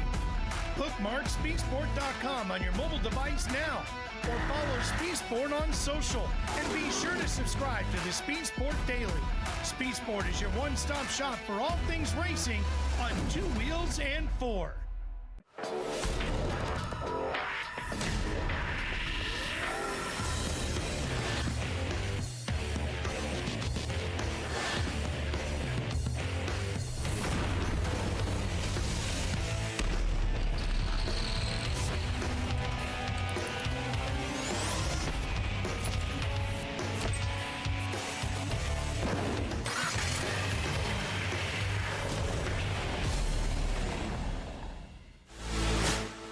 And once again, welcome back to the Polaris Crandon World Championships. Once again, we're going to get it back down here to Pam Hall, and Pam has our podium finishers. Pam? Thanks, guys. I'm here with our third place, Mr. Billy Booth. You guys had an amazing race out there. You had a full restart for everybody.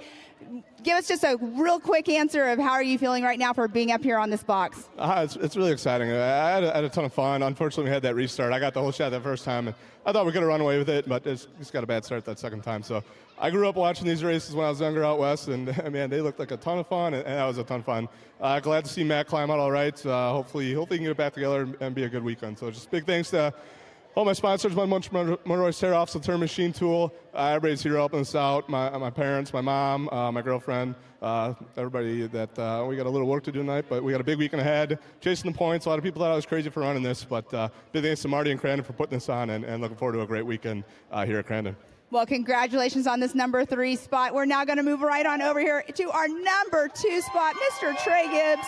You have quite a fan club out here. I can hear kind of a crazy ending to the race. So quick feelings on this. Yeah, I know. Absolutely pumped to be back up here. They haven't done a pro buggy, pro light race in a long time. So absolutely stoked to be up on the podium.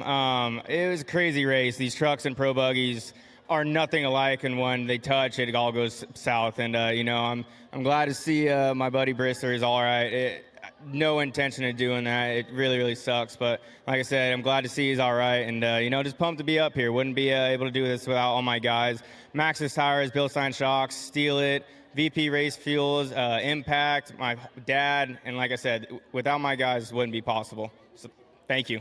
Well, congratulations on this number 2 spot. We're going to move right on over here into our number 1 spot. Jordan Burnlow, you're feeling really pumped right now, giving that fist pump.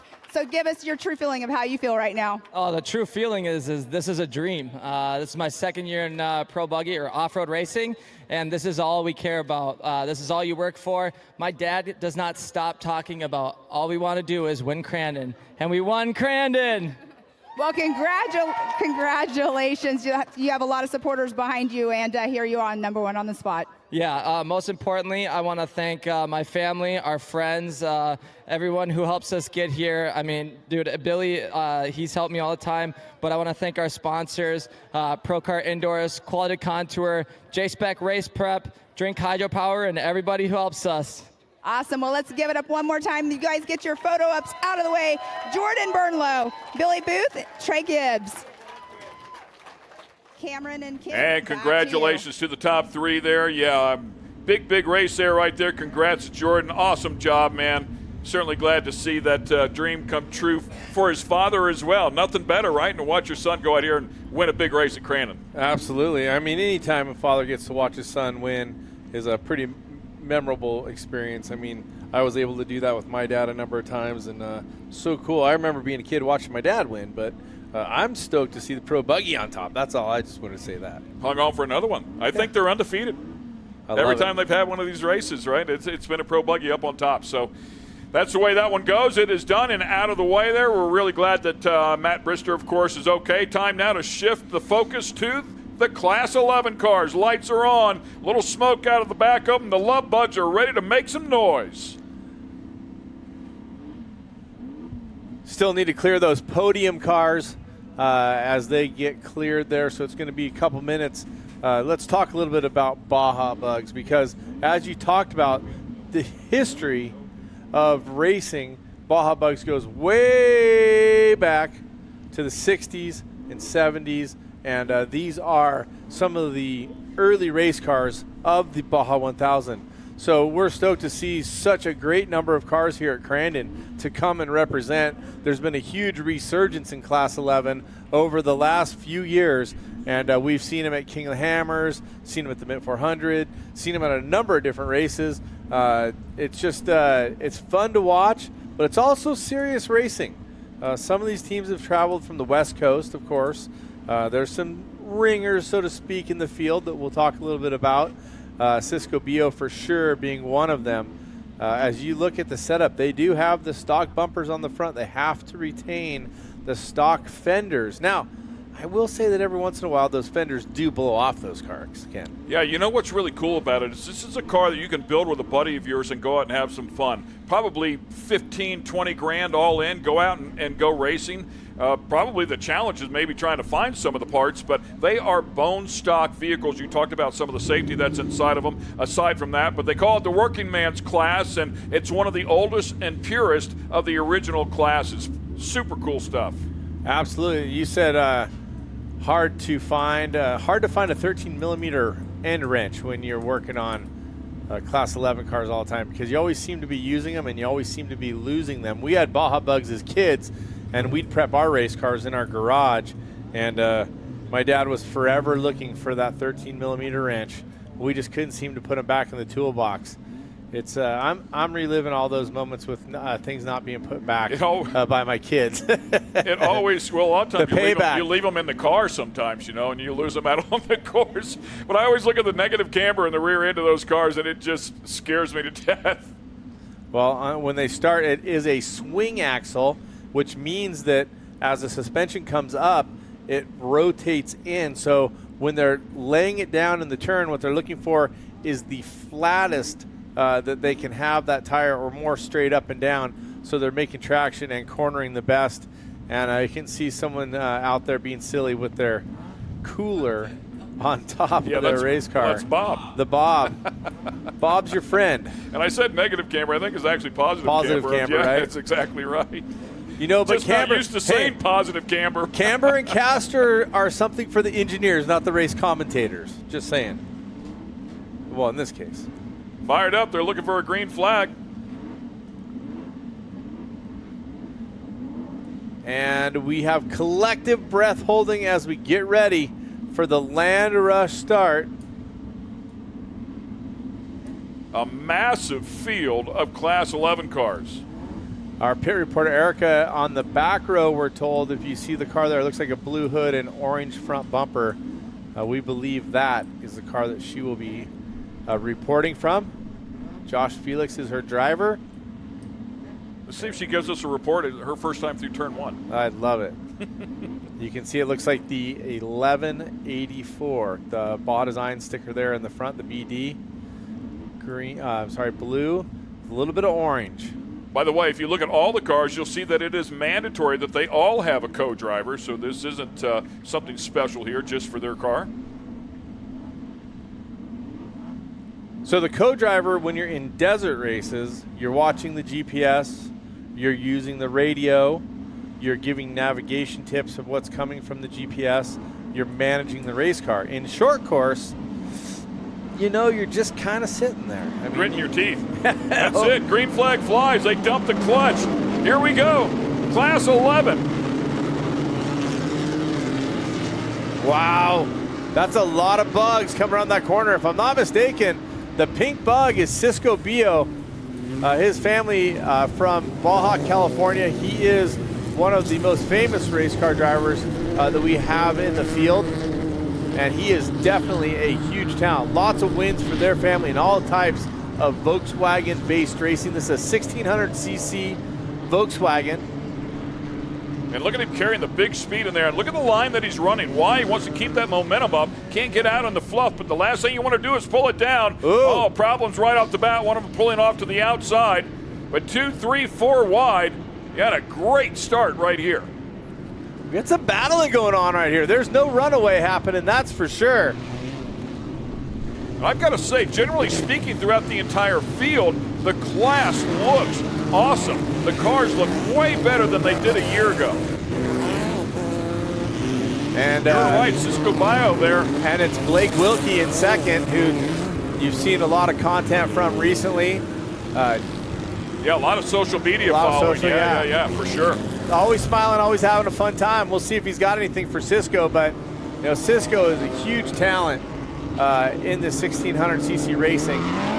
It will be fun to watch. Blake Wilkie, by the way, the 2021 Moore Series champion, the 2022 Mint 400 winner, so he can get it done out here, but he's got a little real estate to close up on. So Erica and Josh, we are hearing, oh, parts and pieces. That was one of those fenders, I think. A metal fender thrown out. Oh, contact on the front straight. Big violent roll. Big crash there. Not unlike what we saw a year ago, by the way. And again, we just want to make sure the driver and co-driver are okay. We were just talking about Josh and Erica started off in the third row, made their way up to 7th already, so had a great start there, but it's going to be tough to race with. Is this Erica's car? It was blue with orange. That kind of looks like it. No, it's not them. The wrong color bumper there. But that's a tough one. You're racing by looking down underneath through the bottom of that hood being flipped up. That small little opening there. Plus your aerodynamics are out the window now. I think the aero definitely matters at all times. Look at that. Hit the brakes, got the hood to come back down. Maybe get the latch again. If it's got that conventional latch, the little pin button on the front of the Volkswagen, for those of you that drove one when you were younger, like me. That thing is like a massive parachute. The fact that they can drive it and continue on at speed is pretty amazing. But Cisco about to get some company here. Yeah, Blake, I like the way Blake ran that line a little straighter. Cisco actually made what looked like an unnecessary turn out just slightly and let Blake make a run. Here comes Blake down the bottom, trying to make a move. We'll see as they head down into the gravel pit. Ooh, that was a big landing for a Class 11 car there from Blake. Yeah, Cisco got a little bit sideways there coming out of the gravel pit. Under braking, he's going to take him at, two wheels in. He gets in the binders and stays out of the side of him. Nice job there. Good job of collecting it back in and not running into Cisco. So that's Cisco Bio in front in the pink car, chasing him in the multicolor purple, light blue. Fun is Blake Wilkie. Blake with another run coming up.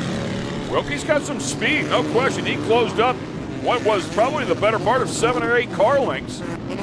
Has made a couple of attempts here, racing him really clean. That gravel pit has put more than people like him up on the bike before.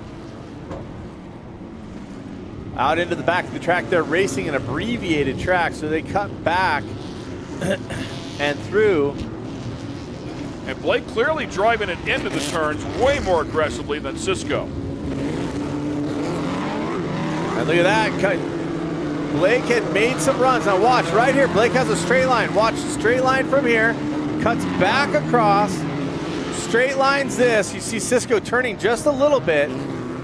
Blake trying to straighten it out and keep the pedal down, but Cisco has a far better run this time around. Yeah, through the barn turn there, and yeah, he does a much better job there. Last time he got a little bit loose right there, and I think that's what cost him some speed as they charged hard down into the gravel pit.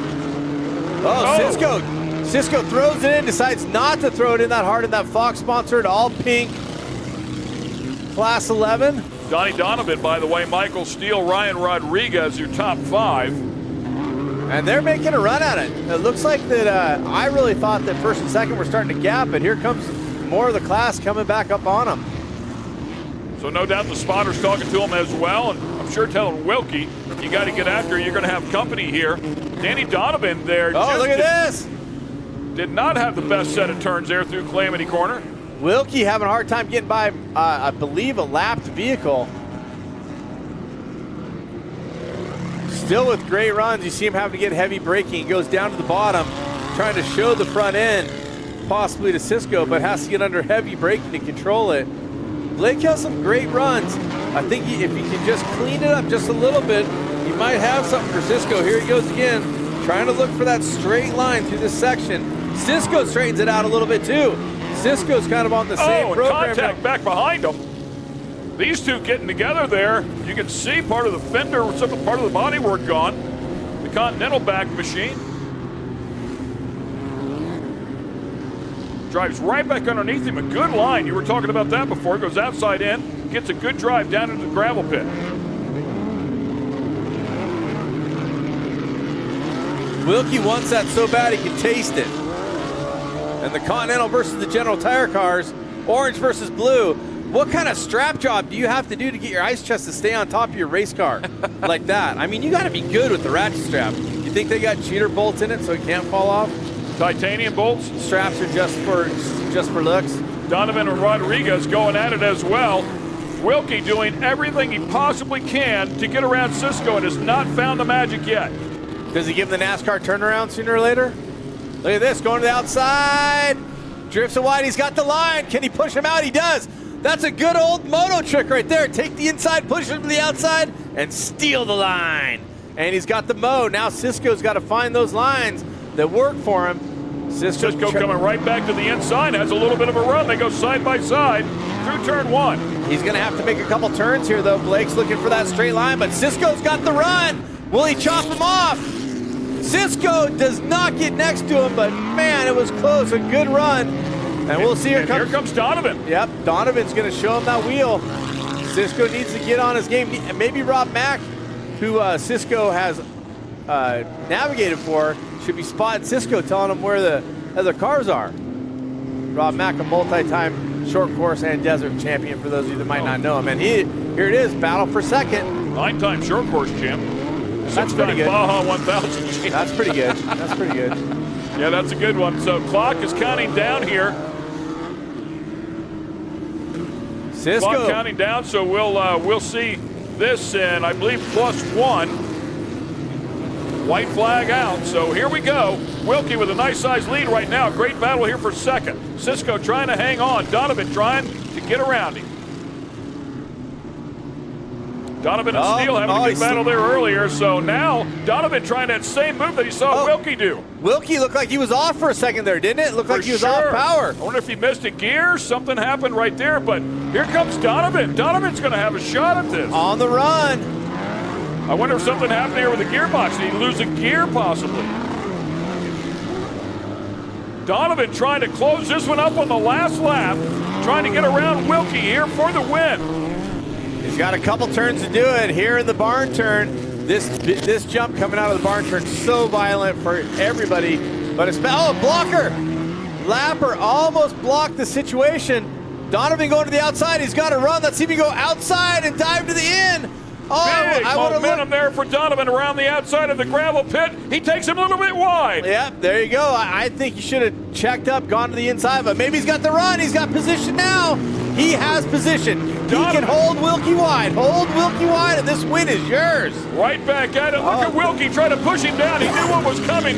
Donovan said, no, man, it's not going to happen. I'm going to take you wide now. Wilkie tries to come back to the inside. Donovan's going to take it. in the second to last lap, makes a run through the gravel pit. A great battle there between those two and steals a win, minus a fender, minus a hood, but plus some hardware. And it's Ryan Rodriguez. Donovan's going to be happy there for a moment. Continental car getting it done, the 1191, making some great moves, looking solid. I like some of the lines that he used, and I like the bully move. I didn't think that outside line going into the gravel pit was going to work, but it got him up alongside, and guess what? He could just steal that line and fill up that inside.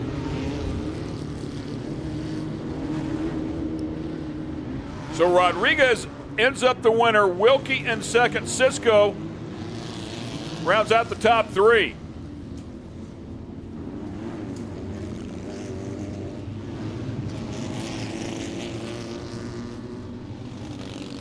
Good look there at the cars there. A good look at Wilkie's car. Had such a great run there. He and Cisco putting on a great battle.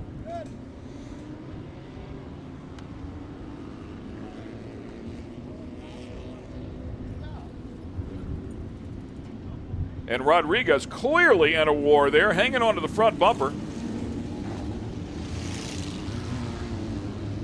Hey, when you're in class 11 and you're smashing that hard, parts are coming off. Look, he passed his own hood right there on his way to the podium. That's pretty good. That looks like a Volkswagen. I mean, look at the old school wheels. It looks so cool.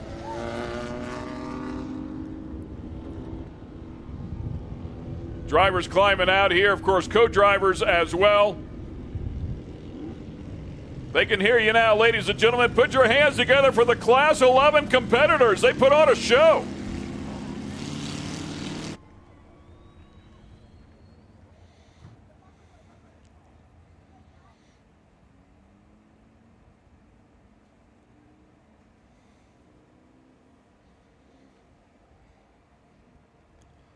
Ken, that was fun. Yeah, it's always fun watching these Class 11 cars. Curious to talk to Wilkie a little bit. I wonder what happened there because he was so dominant and took over the lead, had a nice size gap, and went through Argonne Corner there in the back, and all of a sudden he checked up. He lost a lot of ground, and Rodriguez got that big run. Well, remember, they're stock. They're basically stock swing axle transmissions. You shift them hard enough once in a while. Got that hood back. Yeah. You can tape it back on there. Good stuff. Smiles all around there, man, from ear to ear.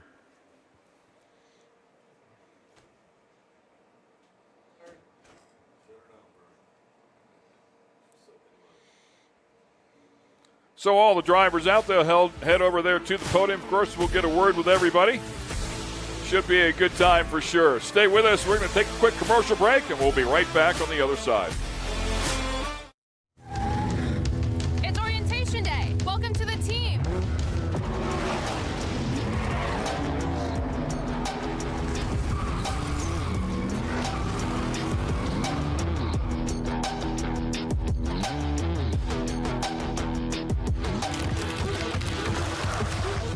Who wants to race?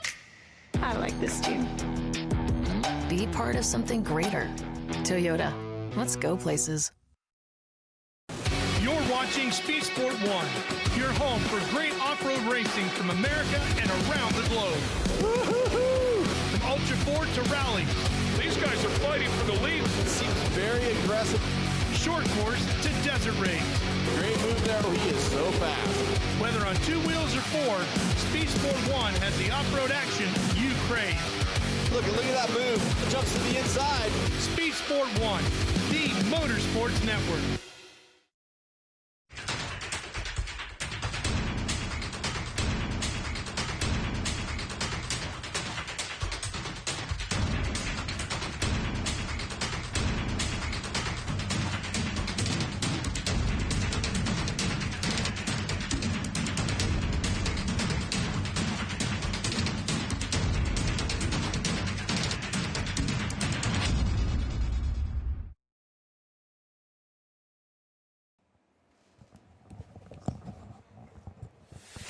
And once again, we welcome you back here where you can see all of the competitors have made their way up to the podium. a stacked house when you've got 2 per car. The Class 11, of course, putting on a great race here, and Ryan Rodriguez ending up on top of the box. A great run there on that last lap. So exciting for sure. Once again, we will get it down there to Pam Hall, and she has all of our competitors. I'm sure they're happy. Thanks, guys. I am here with our 3rd place finisher, Cisco Bio. That was a heck of a race you guys just had out there. You're feeling pretty good right now, aren't you? Oh, yeah, it was a lot of fun. It's really fortunate to come out here back to Crandon and with Kiss tonight, and I just want to congratulate Ryan and Blake for 2nd. Yeah, you took the whole shot out there, and I was trying to watch from above, but here you are in that number 3 spot, but you're still up here on the stage. Yeah, as long as I got in the top few, that's what I was good. We're getting ready for Sunday. And then I just want to thank, my dad for driving again, 3rd year in a row that he comes out, and Gabi for coming out here. Jimenez Racing Engines, giving us the power. Yokohama, Fox Shocks, Rugged Radios, Impact. Awesome. Well, congratulations. I mean, the Bugs are one of our fan favorites out here, so congratulations on that number 3 spot. We're going to move right on over here to Mr. Blake Wilkie. I mean, the iconic purple bug out there. How are you feeling right now? Oh, that start was madness. I mean, just bugs are bashing everywhere, and I'm like, just keep it clean, Blake. I know I got excited, or if you get excited, you could get in trouble real quick, and didn't want to throw it away first lap. I saw Cisco out front immediately and was like, I got some work to do. And then Ryan came out of nowhere, and he's got a fast car. They got their program dialed, so to be up here is awesome. Have a solid car. For Sunday's rad, shout out to all my sponsors that helped get me here. I launched that thing wide open. Those King Shocks took all of it, and X-Comp tires. Couldn't do this without them. And all the supporters that rock Shreddy Life, that's what's up. Shred to your dad. We'll see you guys Sunday. I need a chug of beer. Awesome. Well, congratulations, Blake Wilkie. We're going right on over here into the number 1 spot, Ryan Rodriguez. You're feeling absolutely amazing right now, aren't you? Yeah, I feel great. It was a hard race. I know my work cut out for me starting 2nd row, and there was a lot of carnage out there. Tried to pick and choose my battles, drive smart, and I had a lot of tough work with these 2 in front of me, but we came in on top. Exactly, and they were battling it out pretty hard, and like he just said, Blake just said, you just came out of nowhere, so you were just back there watching what they were doing and then took your shot, right? Yeah, there's a lot of traffic out there. I know if you hit someone, it could damage your car. Try to be smart, watch them, make lines. And I can't thank Continental Tire enough. The tires were hooked the whole course. Marco Orbello grooved them great. Slow Ride Garage, Donnie Donovan, Rulo, 94 Toyota Tyler, my dad, my brother, Samantha, Donnie, Laura, Winter, Troll, Boxo, Slow Ride, everybody. I can't thank everybody enough. And Winter. Awesome. Well, congratulations. Let's give it up one more time for our 1, 2, and 3 in our Class 11. Ryan Rodriguez, Blake Wilkie, and Cisco Bio. Cameron and Ken, it's back to you. So once again, great stuff here out of the Class 11 group, and they'll have obviously tomorrow to get things tidied back up, and then we'll see them again on Sunday. It'll be a lot of fun to watch them throw back down. So many cars out there, everybody going for it through turn number 1. So once again, we will take a quick commercial break here, and then we'll get it back over to Ralph Shaheen. We'll get things wrapped up here from Crandon. Stay with us. We'll be right back. First race yesterday. You're on the team, kid. It's orientation day. Hey, new guy, let's get you up to speed. Lunchtime.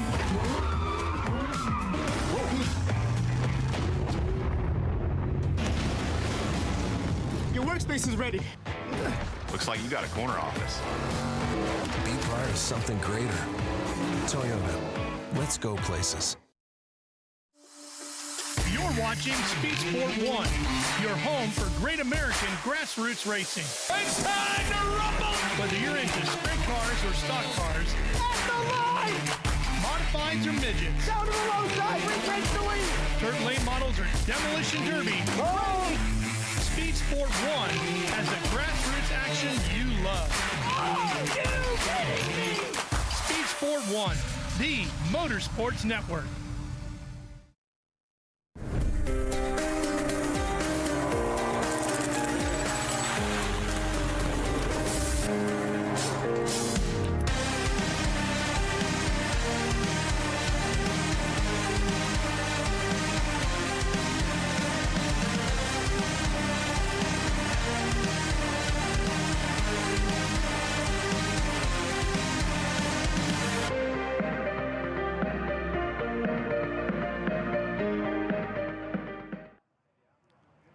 Welcome back to Speed Sport, live from the 54th Polaris Crandon World Championships. It has been a fantastic day of racing here on Speed Sport 1. All of our coverage brought to you by our friends at Toyota.